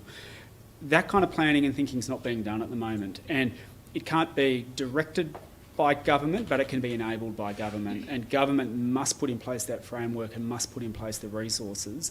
Otherwise, you have potential shocks that are bad for people and bad for communities, but they can be exploited politically as well to slow down the transition. And I think Trump is a classic example of how you can use that dislocation that comes when you have transitions done badly and use it for malevolent ends. Thank you, Adam. Now, Professor Johan Rockström has likened the challenge to landing a man on Mars. It's huge, and we don't have much time. And the suggestion, I don't think it's a suggestion, I think it's a statement that this is one of the requirements, is that it's going to have to be run like that program. In other words, it's going to have to be project managed on a global scale so that we achieve these targets. And there are going to be all sorts of skills that are going to have to be required and introduced at every level to make sure these are achieved, because if there are any weak links, it all falls apart. So, looking at the sort of things that you're doing, Sally, I'm going to ask the same thing of Adam. If we're going to have to meet these targets by almost yesterday, that means we have to really start doing now things that have to be done, and we have to measure them in terms of their impact. So, I mean, I've been a project manager for donkey's years, and I know that I have to do certain things and meet certain objectives, and that's the way I work. But it's not a common mentality amongst people in government. So maybe that's a challenge for you. Well, it can be, and even in the private sector, the saying goes, what gets measured gets managed. So if you start measuring things, all the resources and effort goes to that, because we're all goal-oriented, aren't we? Yes, they are. And one of the reasons why we're moving to we've got measurements that are not just clear and understood by us, but are well understood and are being delivered in other places around the world. And that's important because there's clarity, there's certainty in what those measurements are, and we've had some doozies at Town Hall about what we're measuring. Hard for anybody to understand what the measurement is, and therefore, of course, it impacts the results. It's also important for us because when you take on benchmarks and measurements that are used by other organisations, cities, nations, etc., then there's a lot of learning and sharing that can happen, and that's been a really big driver for us. We've done a lot of that through the C40 organisation and many other alliances, but now coming into the SDG world, we can see the great thing about the SDGs is how interdependent the goals are on each other. So it really makes, we've just done some mapping across our operations to show that the decision made over here, you know, the classic silos, and the direct impact it can have on goals over here. So we're getting that alignment. But for us, it means that we can more easily identify cities that are doing some of these things better than us and go directly to them for learning and sharing. And the same goes with our efforts, and we're taking this on as a responsibility to work with other cities that are well behind us on certain elements and work with them to bring them up. And so for us, that sense of measurement, moving to measurements that are well understood, that are transparent and are shared, is going to be, I think, one of the big bold steps that will help drive and accelerate our progress on many of these initiatives. Thank you, Sarah. Thank you, Ali. Now, I would have thought that there's a role for the scientists here, because it's all very well for a government agency to say, well, these are the standards, but really, perhaps the ultimate auditor on this are probably the scientists. Would you agree? Well, I'm going to say yes and no. I think that scientists can provide some quantitative evaluation of performance against defined measures or metrics.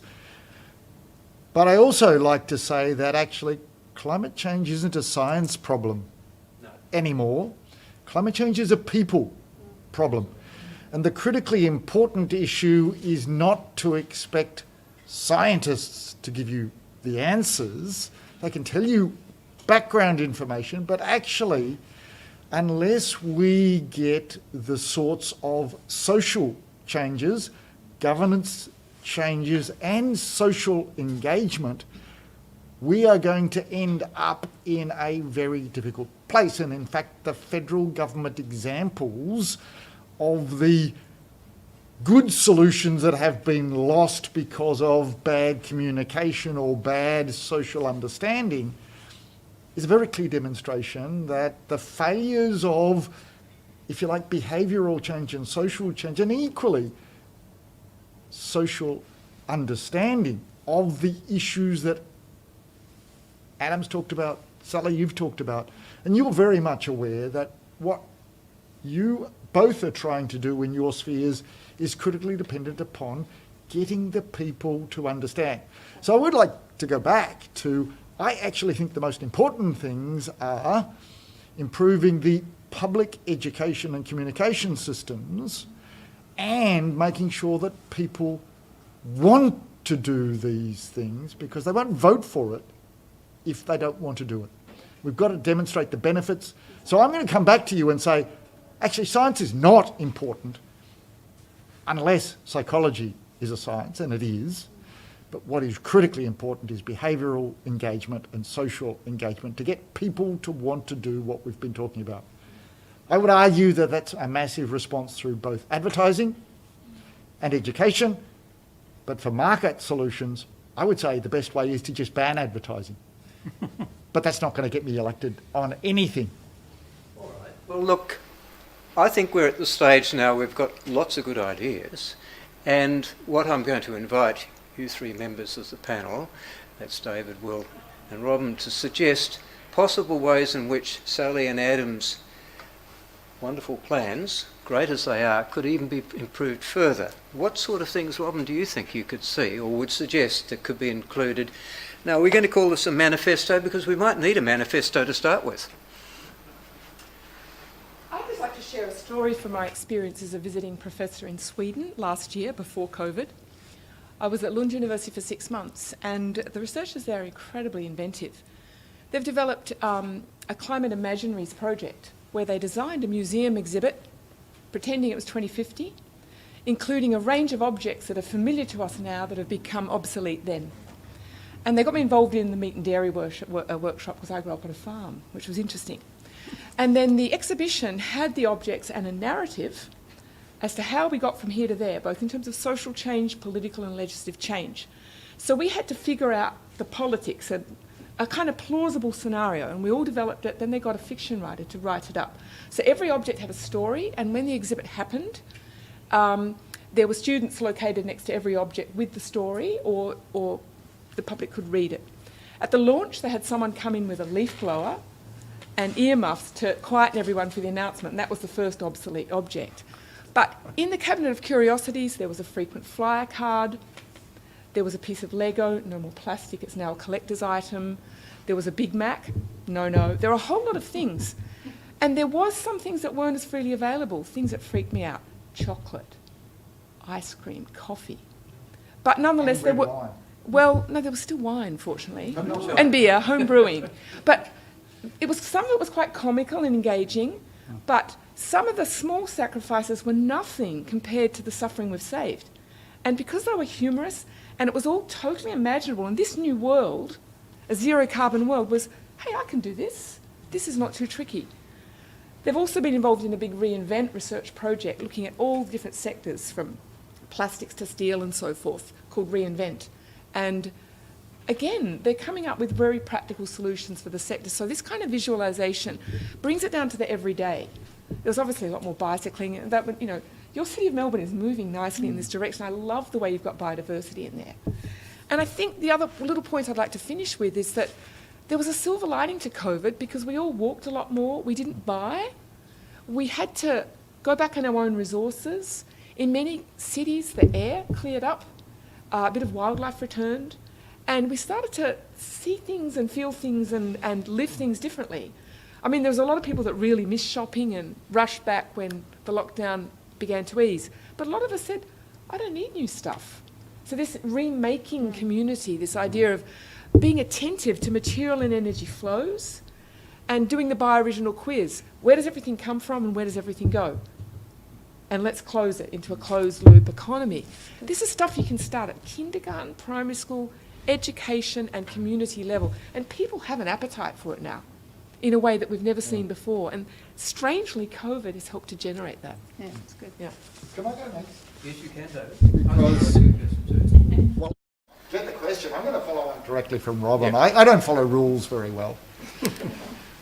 There is an exhibition available online and in person at the Museum of Design in Adelaide called The Seven Siblings, which is the same as what you've talked about. Exists already, was started last year around a family of 7 in the sort of 2030 to 2050 period, where each of them has different expertise, different interests. They look at the things that went out of fashion between 2010 or 2020 and 2040, 2050. They have new jobs, they have new careers, they live in the new city. And it looks at how people can visit them now online as well as visit the scenario. It's called Museum of Design and the Seven Siblings exhibition. You can all find it. It is fantastic. It's better to go to face-to-face because you get a transport to Adelaide, but you can also do it online.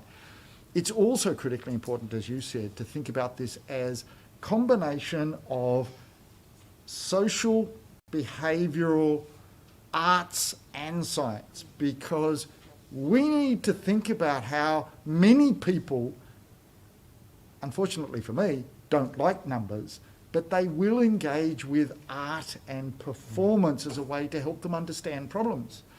The arts have played massive roles in communication and understanding of problems in the past. We need to make use of that in community education, as well as brochures and booklets. Performance and the arts through museums, galleries and other things is critically important.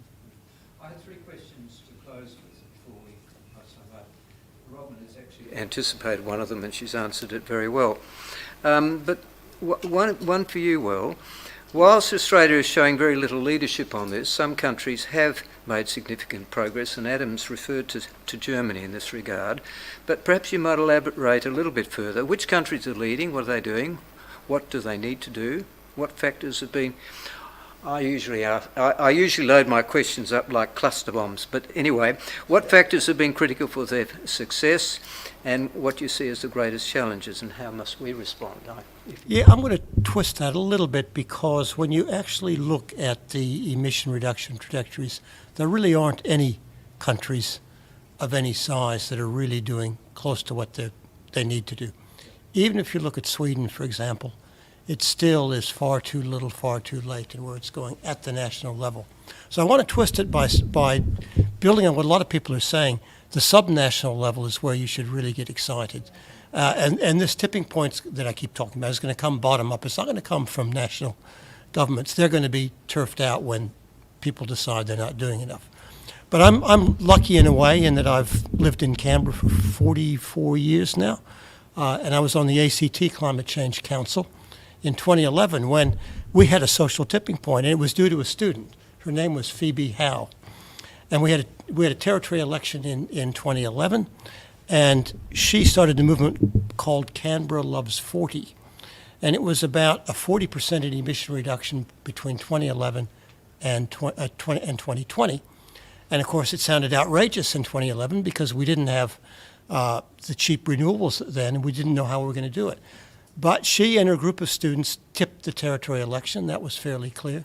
And the incoming government, which was a Labor government with some support from a couple of Greens members, decided, hey, we better deliver on this. Formed a council, had a very clever guy named Simon Corbell, who was the minister at that time, and decided, given particularly after 2013 with a hostile Commonwealth government, that we are going to start a reverse auction process and boost both the renewable industry and get cheap electricity for Canberra. I remember going and talking to the economists in the department, the economics department, and they were dead set against this. You're going to kill Canberra's economy. This is going to be a disaster for the city. You can't do this. Much to the government's credit, they overrode them and said, we're going to do it. Now, 20 years down the track, we now legislated an emission reduction curve that's the equivalent of about a 1.7 degree trajectory. The economists are on board. Why? Employment's up. Canberra's local economy is booming. Renewable energy companies have moved their headquarters there because it's friendly. And so the point I want to make is a lot of the actions occurring at that level. We've heard about the city of Melbourne. We've heard about many other cities that are moving. And we've heard about states. Every Australian state and territory now is ahead of the Commonwealth government in terms of what it wants to do. South Australia is probably even ahead of the ACT in some ways. So I would say let's worry about governance rather than countries and the level of governance that matters and how we influence that. One more thing about the ACT is that we don't have a first-past-the-post electorate. We have a system where the votes, the membership of the ACT Legislative Assembly represents the proportion of votes that various parties are getting. We now have a three-party system, not a two-party system, because the Greens are now up to 6 members in the last election, up from 2. And the major parties are 10, 9, and 6. And now we have a government that actually represents what people are thinking. At the national level, we have a Liberal national government, but in Canberra, out of 25 seats, they only have 9. The people who want to do something have 16. And I think it's that sort of changes in governance that are going to help us as well. But the final point, there's a lot of really good action on governance, but it's not normally at national levels. And Robin put a finger on it. That's where the incumbents act to try to keep their power base. Thank you, Rob. And the last question is one for David. And it's really about adaptation, because we're going to have to adapt anyway. And your work in the CSIRO has been focusing on ways to assist business adapt to the changing environment.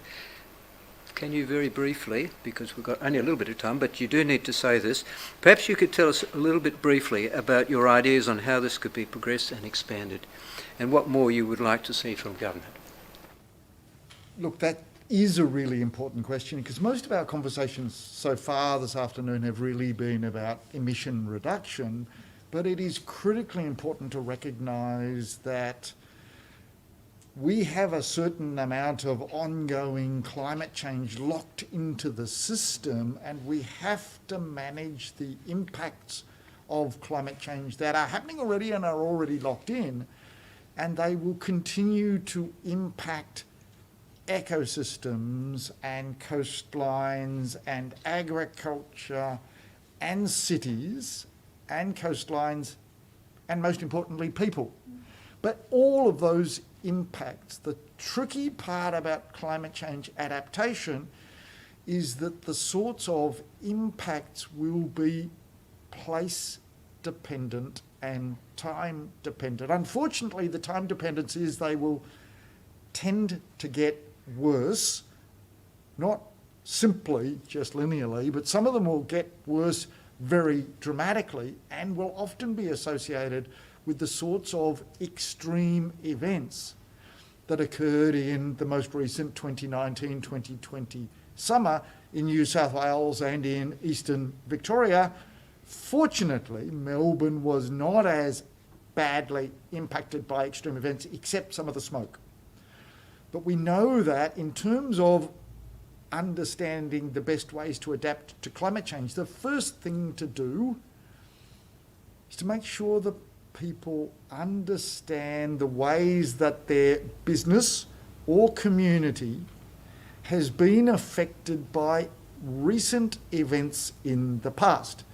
Because one of the best ways to think about, if you like, the stress testing that climate change will impose on different systems is to look at the ways that the systems have been impacted recently. Whether it's Black Saturday in 2009 or other extreme events, and there are many of them that have impacted systems. Businesses are much more aware often than climate scientists about the sorts of impacts. Working between the scientists, the industries or businesses and the companies themselves, they will help us understand better the way to work together to provide solutions. And it's then the co-design of the solutions and taking into account the range of extreme events, in some sense doing crisis. It's not crisis management after the fact, it's doing scenario analysis about the extreme events and how you could manage them before they actually have happened based on extreme events and doubling or trebling their intensities, which is a good model for what might happen in the future. Thank you, David. I think before we open this up to question time from the audience, and we've got live and virtual audiences here, I'll just provide my own little summary of this. I think the dimensions and scale of this challenge and its complexity is starting to become very clear. What we're talking about is total change in our thinking, values, aspirations and the way we live, the economy that drives it. And some of the levers, and we've talked about those, that are required to manage the change process. And this will not be achieved simply by bolting on an emissions reduction program to business as usual. Perhaps what we need is a charter or even a manifesto that outlines the dimensions and scale of our challenge together with our aspirations, values, guidings and principles and a plan for survival. I've been through two of those exercises, one for Transport for Melbourne. I thought we'd knock this off over perhaps not a coffee, but maybe a day. It took several weeks. I did another one for T4E. That took 6 months. It's not that easy. But I think until you've got that, you don't have a reference board in the background which says this is what our values and directions are and this is what we stand for. Because we always seem to be opting out in different ways. We don't have something to come back to. So I think maybe it's my suggestion that we do need a manifesto just for human survival, to be honest. We could devote many hours discussing this further, but it needs to be thought through very carefully because it will provide the foundation on which to build, and our future depends on how well this is carried out. It's how well this is carried out that increasingly becomes important. And that will require a very different mindset, one that is outcome focused, not input focused, as is so often the case today. All right, what I'd like to do now is invite questions from the audience. And do we have any? Oh no, I should start. Our President Nick Lowe did ask a question. I asked him to come up with a question, so I'm going to give him the privilege of asking you, Robin. I think this is who he directed it to.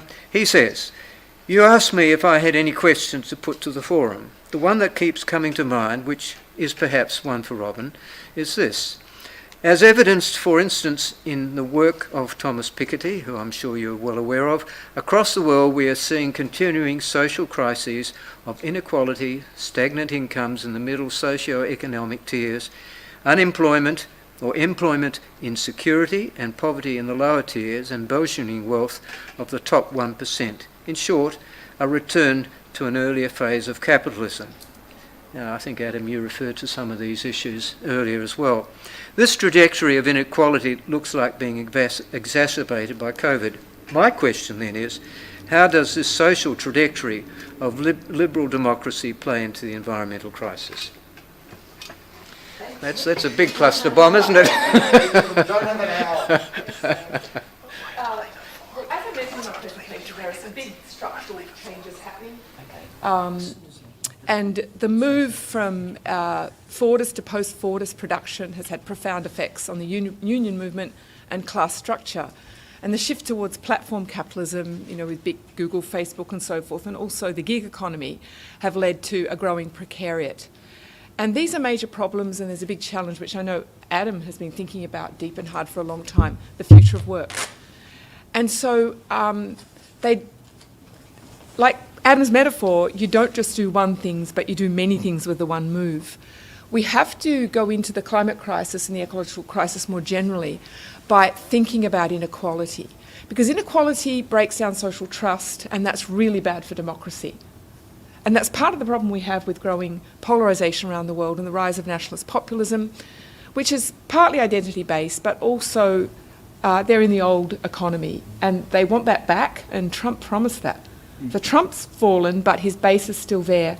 If I were advising Joe Biden, I'd go straight into those regions of America and think of ways of local economic regeneration. Don't boast, don't even say anything. Do it quietly and get it done.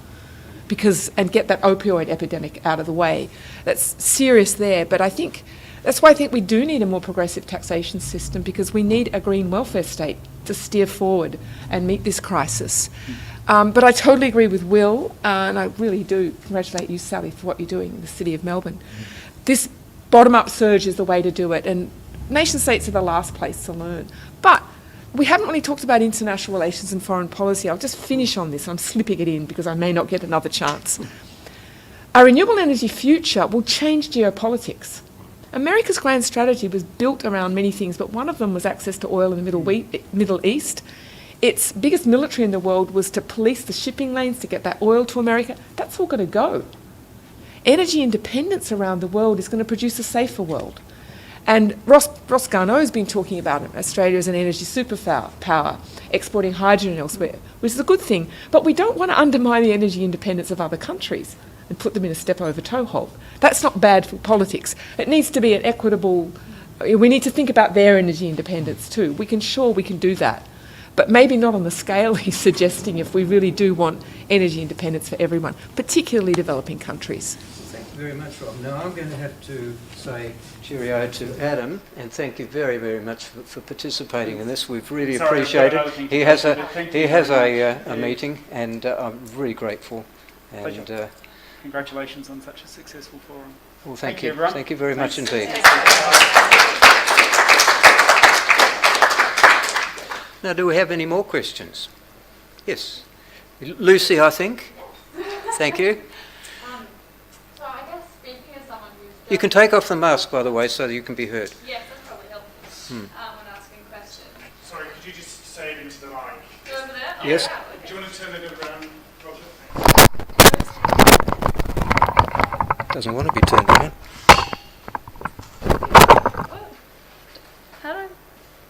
We'll give it a go.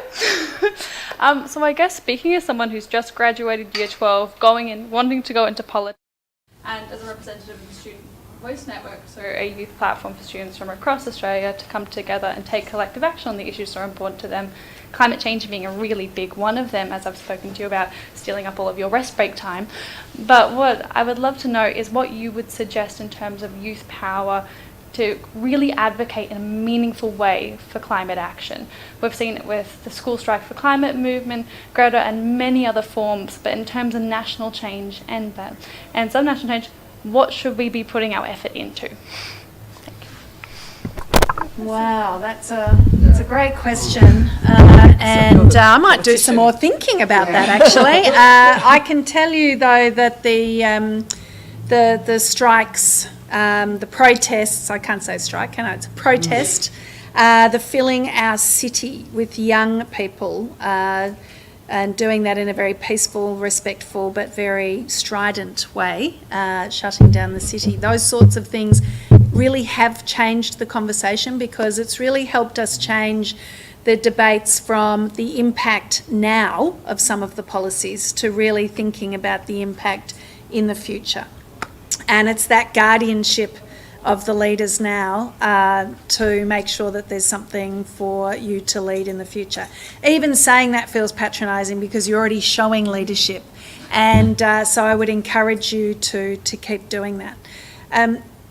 The most influential ways, I think, are, and again, I'm speaking of this, but I'm actually going to do some more thinking about it, is obviously the more combined, I don't want to just say louder, but the more thoughtful, it's like anything where you're looking for change. You actually have to, you can keep beating your head against a wall, and I do plenty of that on lots of issues, but the other way is to put it in the context of those that you're dealing with, understand how to not fit in with those, but push against those existing, and in doing that, you're actually taking you're becoming involved on the inside and moving out, rather than just standing on the outside trying to push in.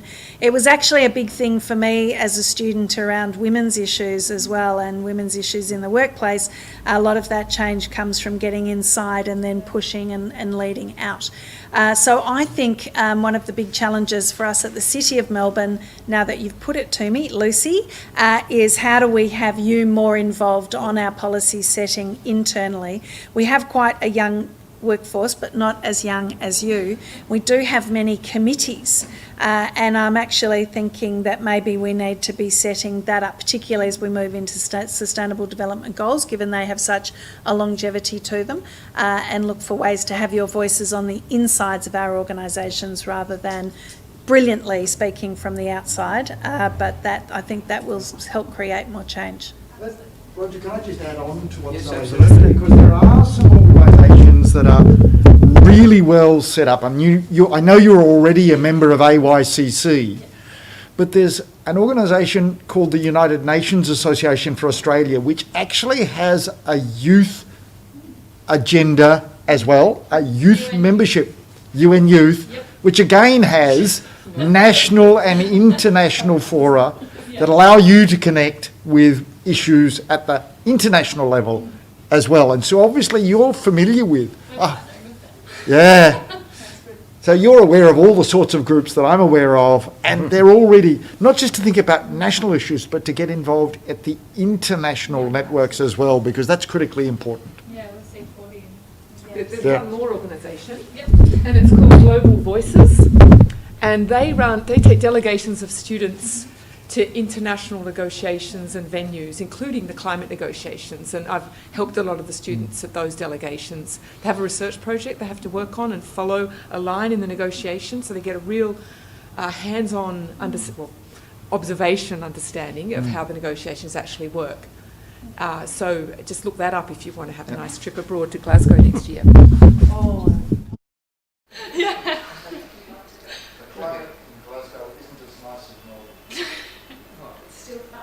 There aren't many places that are better, are there? Now, Jerry, you've got a question. I'm just interested in posing a question. It seems to me that there's different tensions happening through the COVID-19 experience. We've seen the emergence of participation by ordinary people to a global phenomena that we all need to participate. We've seen this level of cooperation. We've seen it a number of times with major emergency events, say as the Longford gas explosion, for instance, the water crisis, where people participate. It seems to me that there are people do cooperate and participate. They come to the party in times of crisis. However, when the crisis abates, we see the emergence of state power and people retreat. Now, what I see at the moment with the collapse of COAG and the emergence of the national body, the collapse of the intention to collapse the EPBC Act at the federal level and collapse it to the state level, that we see this sort of collapsing and concentration of power, which funnels to projects and programs that are counter decarbonisation programs. Now, this is happening surreptitiously. So on the one hand, we've got this emergence of community participation and willingness to cooperate and face the challenges of our future, whereas we have this governmental top-down centralisation of power phenomena happening at the same time. How do we deal with this? This is probably a question for politicians, and Robin probably, scientists may have some view on this, but we all have a view, we all should have a view. It's all our problem. Great question. In Political Science 101, we teach about collective action problems, and the standard starting point, which has some problems in it, tells us that when there's a collective problem and there's a need for legislative action to deal with it, you have the biggest organisation by the concentrated losers, and the diffuse beneficiaries of the public, which benefit, are usually less organised. And as a result, the concentrated losers, typically a particular industry group or a sector, will do the hardest lobbying, and they'll either dilute the initiative or even possibly prevent it. So that is basic Political Science 101. However, it's when members of the public, the broad diffuse beneficiaries, not the concentrated looters, get together and mobilise, then they provide a counterweight, and that's how it can be fought off. Because the assumption behind that, it's called public choice theory, that everyone's a rational actor and they will maximise their own benefit and free ride on the contribution to collective problems by others. Fortunately, not everyone's that kind of person. Many are, but thank goodness many aren't, and they put a huge amount of work into public service and fighting for the public and indeed global good. And if they weren't out there, we'd be ruined. So all I can say in response to that is for people like you and others to get together and mobilise and fight for those public interests, because that's the nature of politics. You've always got material interests, vested interests at work. You'd like to add a comment? Absolutely, because I know a lot of what's happening with the EPBC Act review, and in particular, the legislation that is in Parliament at present has been stopped by the Senate inquiry, and that the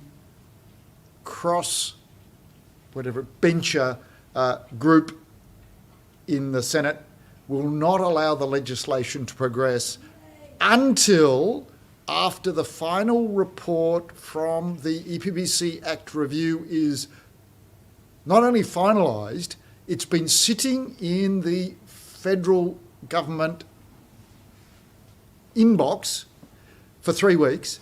Within 15 sitting days, they actually have to make it public. Now, there haven't been 15 sitting days yet. It has the requirements for the environmental standards that are essential for the general public to have confidence that the EPBC Act, if it exists when modified, will require these sorts of standards, both cumulative standards and individual standards, that will ensure the protection and improvement of the EPBC Act. I have seen drafts of the new standards. They are not released yet.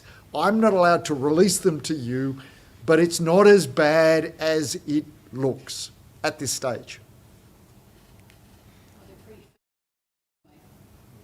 Have you seen the new standards? Well, you're right. They're feeble at present, but the standards requirement is one of the recommendations of the final report from Samuel, and they are being strengthened. Do we have any more questions? Yes, Leanne. Rihanna is a student at Carey, by the way. I'm not sure what year you're in. I've just finished at 12. Oh. Yeah. So I've realised with a whole bunch of my friends and just generally with my year level that the way to solve problems is if people actually feel like they affect them directly. So like racism, homophobia, a lot of people don't actually take them seriously because they don't affect them directly. And much like with COVID, people have actually been acting on it because it feels like it's affecting people directly. So how do we do that with climate change, and how do we make this feel a lot real, or like a lot more real to people who are refusing to listen to us anymore?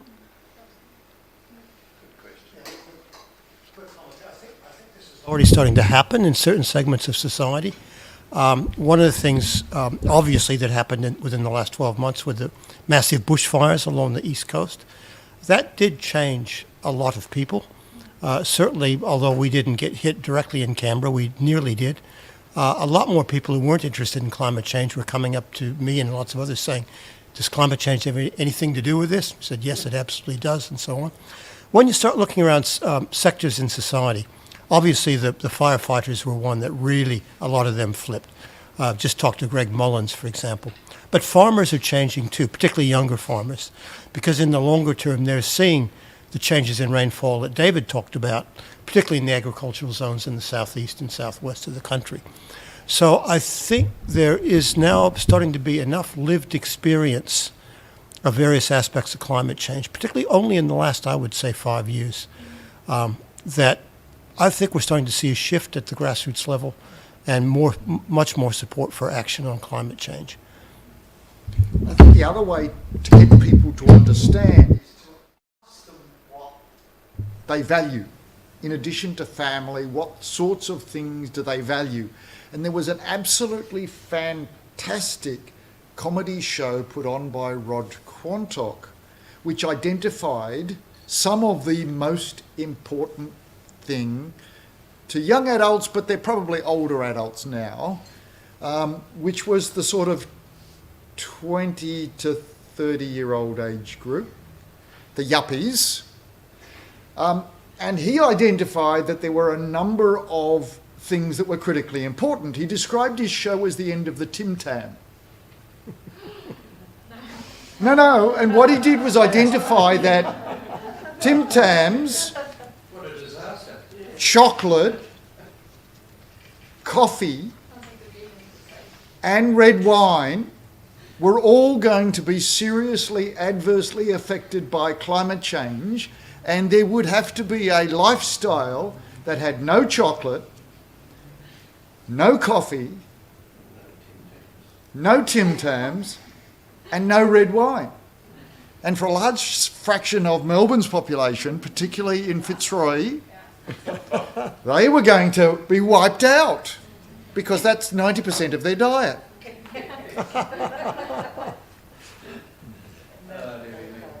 Do we have any more questions?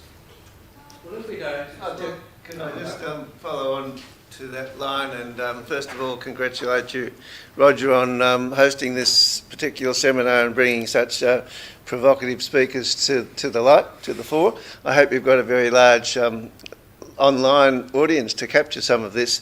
But the thought that was going through my mind is that I guess we're all becoming increasingly aware of the climate emergency, but so often we hear that it's a global problem, and we're here just on the margin. We don't really need to worry too much about it ourselves, and that's, I guess, the syndrome that we've got to resolve.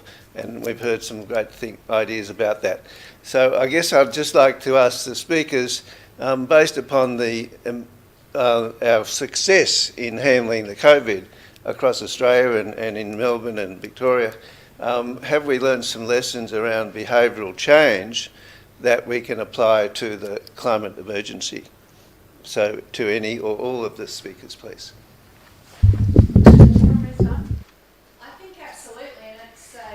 It's a similar theme, sorry, Robin, and that is making these big challenges relevant to people and their lives and what it's going to mean for them, to your point. And we all I think it's don't waste a crisis. Is that the saying? Never I let- like, never. That's Never let right. a good crisis go to waste. Never let a good crisis go to waste. I like Homer Simpson because he's a great oracle of our times who says crisis-opportunity. It's a crisis-opportunity because it's that flip of what does it mean for individuals and how do we create the carrot part, the opportunity, how do we overcome that sense of threat and turn it into something that is appealing. And to go back to the SDG comments, and I should have said this at the time, one of the reasons that we're excited about moving to that is because so much of the SDGs is relatable. It's actually something people can see and understand, see the negative impact on them, see the positive impact for the future, and that helps us with that storytelling and that behaviour change as we go forward.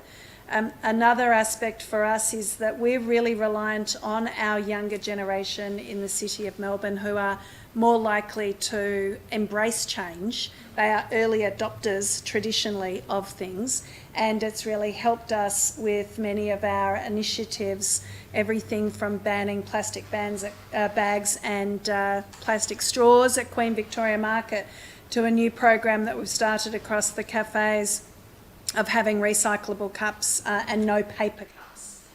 And the best adopters of those are young people who think it's absolutely brilliant and lead the way in terms of demand and change, and that then supplements the rest of the movement as we push these things out. I do believe that that we're going to see change. I'm very encouraged by that, and I think that we have to keep balancing it with the more direct storytelling. It's something local government can do really well because we can point to the change.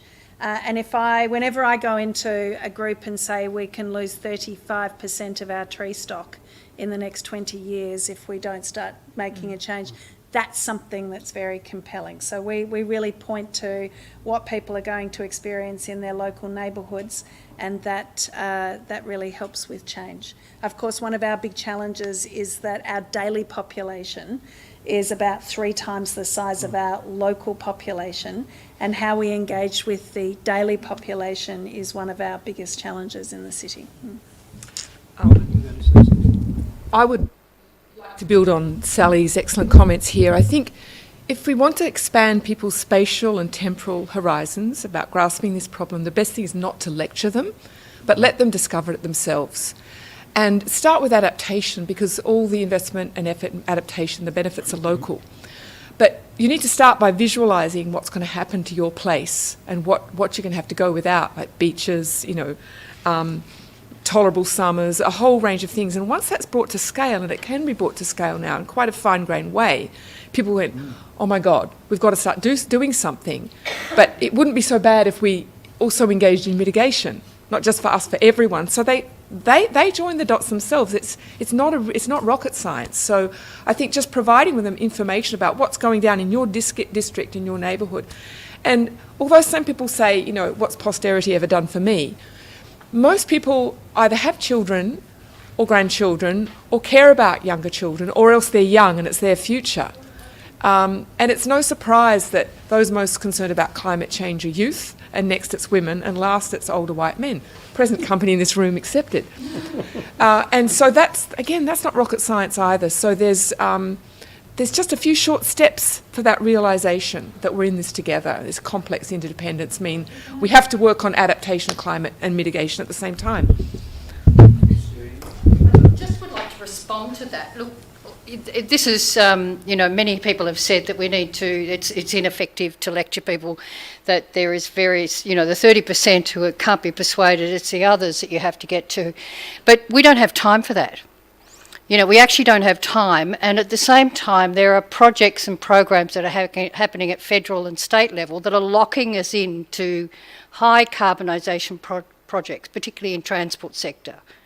So, what sort of level of change and governance change, empowering people to understand what's going on. They don't have the power. Collectively they do, but it's 4 years. How can you be impactful at that level when we are already locking in massive decisions now? Just one quick comment voted out Tony Abbott and got in Zali Staggle, and she's now got a private member's bill, a strong climate bill in the federal parliament.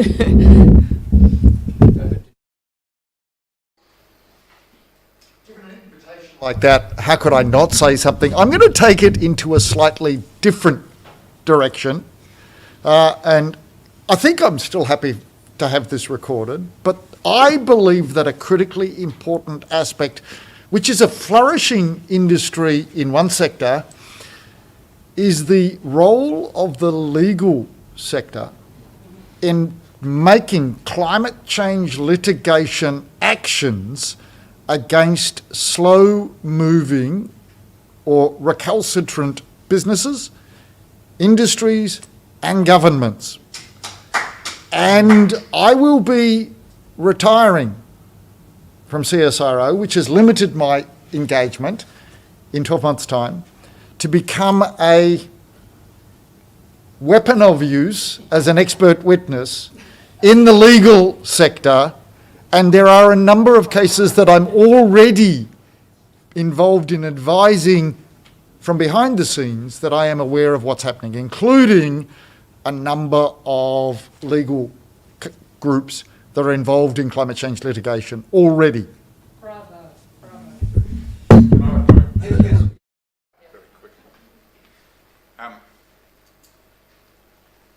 I think we've forgotten that one of the major paths to success of Tony Abbott was that he was actually a very good marketeer. He was a great sloganer. You know, he could really conjure up things like the great big carbon tax. And for the very large number of people who still don't get climate change, and I mean, here anybody standing in this forum is talking to the converted, but we know that people can change. There can be behavioural change. We've seen things like solar panels being adopted widely because it gives you cheaper electricity, despite the fact you pay $3,000, $4,000, $10,000 to install in the first place.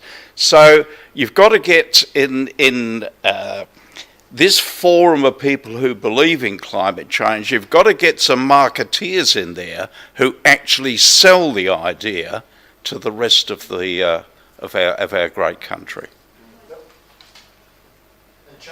Sorry, that wasn't a question, it was a statement.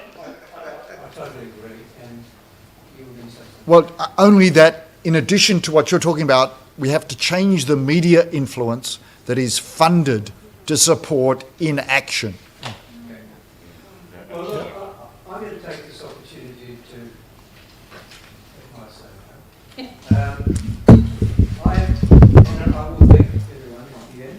Roger, so could you use the mic?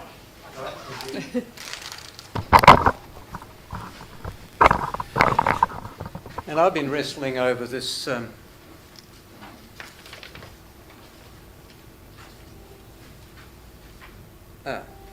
thank you very much for that.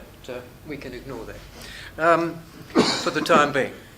I've been wrestling over how to summarise this for some time. As you know, the forum was cancelled from August, so I've had an extra few months to redo this about 3 or 4 times. And I've been thinking about what sort of messages are most appropriate to put a rocket under this.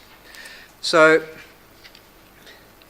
I'm not going to pull any punches, and I'm going to read you what I have to say, and it will take about 10 minutes because I've got a lot to say. The purpose of this forum is to look at the future we need to plan for. Traditionally, this is presented in economic terms without any reference to the rapidly changing world around us. Today, we have looked at the evidence of global change and the science to understand it, but it's worth reflecting on the implication in human terms if we continue to pursue business as usual. We're looking at environmental collapse and ultimately extinction. And it's worth pausing to reflect on what this really means. According to the science, by the turn of the century, the planet is 3 to 7 degrees hotter than pre-industrial times, and most of the biosphere has collapsed.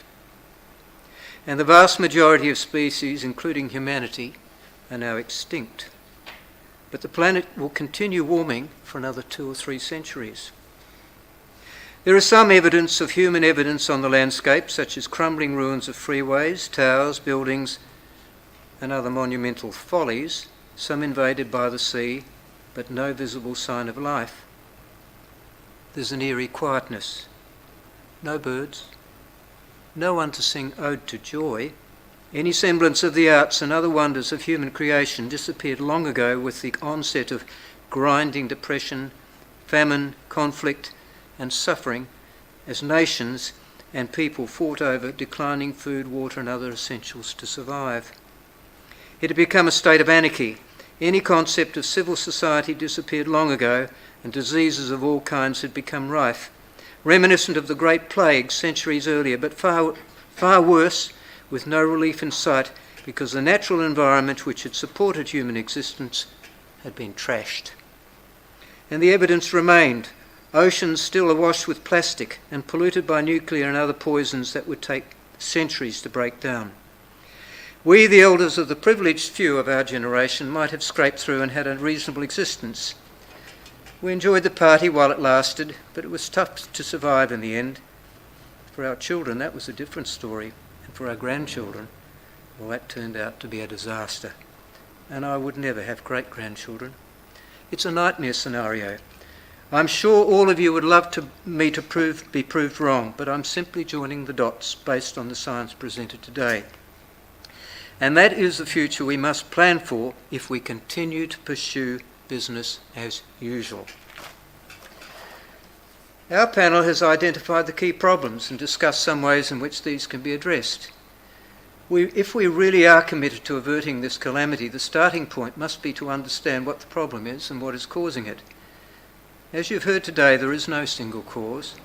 Quoting from Rachel Carlson's famous book Silent Spring, written nearly 60 years ago, what we have come to face is not an occasional dose of poison which has accidentally got into some article of food, but a persistent and continuous poisoning of the whole human environment on the land, the oceans and waterways, and the atmosphere, and we must include greenhouse gases in this category. With dedications to E.B. White, who said, "I am pessimistic about the human race because it is too ingenious for its own good. Our approach is to beat it into submission. We would stand a better chance of survival if we accommodated ourselves to this planet and viewed it appreciatively instead of sceptically and dictatorially." And to Albert Schweitzer, who said, "Man has lost the capacity to foresee and forestall. He will end up destroying the earth." And that was nearly 60 years ago. There were earlier warnings, but they have grown louder since, and despite these warnings, we are on the same trajectory and the world's population has more than doubled since. The problem seems clear enough. Humanity has become a plague, too many people each consuming too much of the Earth's natural resources and polluting and trashing it in the process. And I'll repeat that more simply. Too much consumption for a growing population, too much pollution and environmental degradation. So the answer to our problem must be to reduce each of these, and that means fewer people eventually, less per capita consumption, environmental restoration and less pollution.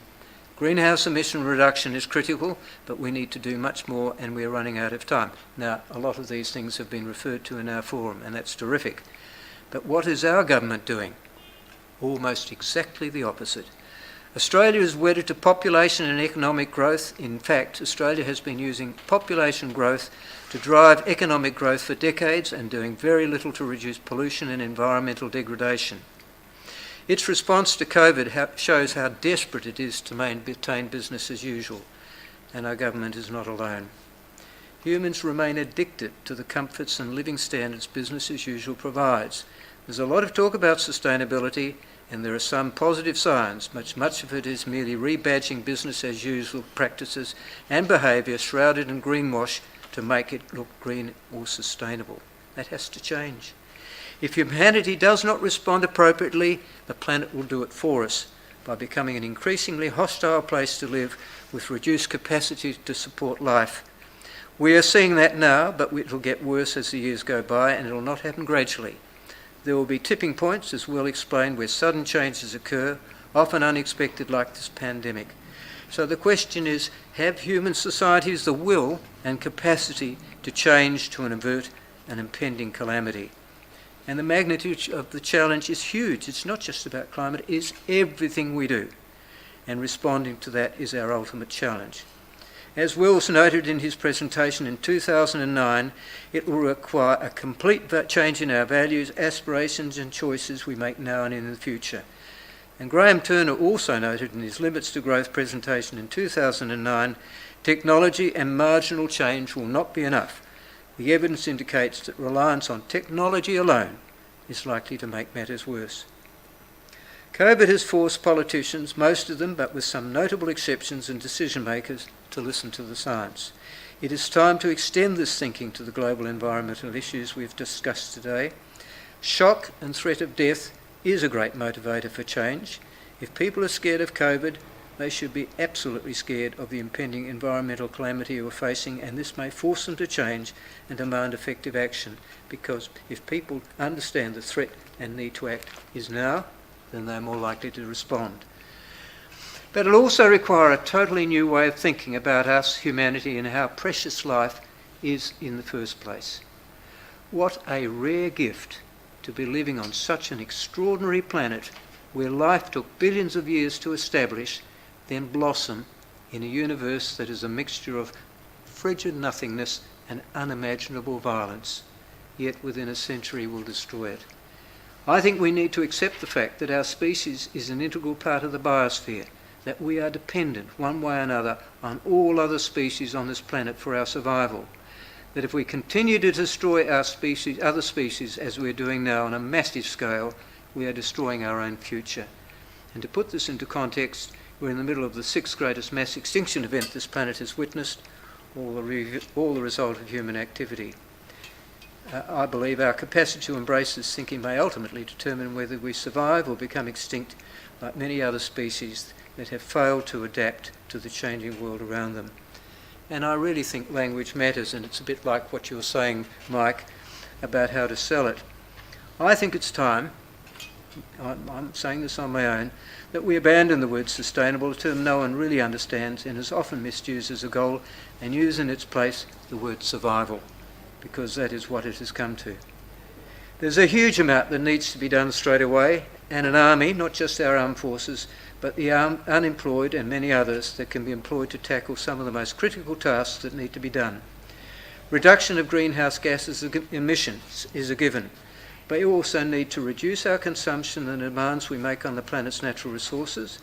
We need a giant land care project to restore much of the environment we have trashed, not just in Australia but throughout the world. We need a huge waste reduction, reuse and effective recycling program to reduce the poisoning impact on our planet and the demand we make on it harvesting the resources we need. We need to value these jobs properly and financially. We can't leave the heavy lifting, as so often happens, to volunteers and community groups and service organisation like Rotary with their Rotary for Bees project, which you know about, and it's my club that's running that project. No, we need to have it institutionalised so that it becomes part of everyone's life and the way they think. Sooner or later, and this is a really thorny one, we will be forced to depopulate, remembering that if we don't, the planet will do it for us. And there's much more, but don't pretend that technology and greenhouse gas reduction on their own will solve our problems. They won't. All of this has huge social and political implications and will put our institutions under enormous stress. It's a challenge, and it's a challenge to our democratic processes, and we've got to make it work one way or another. And finally, I must say a couple of things about transport. Since TFM is Transport for Melbourne, clearly we must work out ways to travel less often and more efficiently. That means more people walking and cycling. I nearly brought my bike here. I was let down badly by public transport, but I normally ride my bike anyway. But we also need to make better use of our buses, the forgotten mode of public transport that ties the public transport system together and is the only form of public transport available for most of Melbourne. But they also need to run more efficiently. And we need to stop building mega infrastructure projects state and federal governments have become absolutely obsessed with, Projects that are often built for the wrong reasons deliver poor or questionable benefits and designed for a future based on business as usual, a future that will not exist. And that would be a good start, but there's much more to do, and we need to start doing these things now. Now this leads to the question, where to from here? I hope everyone has the information now to pass on to others, policy and decision makers, including our politicians, with a message that this really is a matter of survival, and we are fast running out of time. We need our leaders to stand up and lead, to create an environment which enables people to place less demands on the planet's natural resources by consuming less, to stop polluting and trashing our planet. They're the ones that create the environment, and a lot of people just cannot do anything else but comply with it. We owe it to our children and grandchildren to act as their lives depend on it. Business as usual is a plan for extinction. We need a plan for survival now.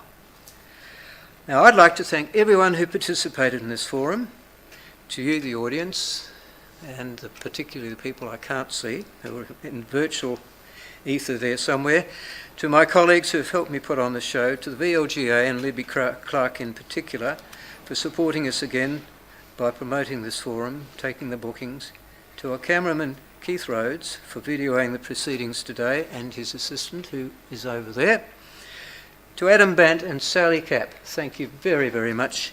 You've made a significant contribution as panel members, and we are very, very appreciative of you being here. And finally, I'd like to thank our speakers who've made a huge commitment to present here today, including Will Steffen, who made a special trip down from Canberra to be here today. It's not the first time. Will presented at my earlier forum in 2009, and it's been great to have you back again. Thank you, Will. Thank you all.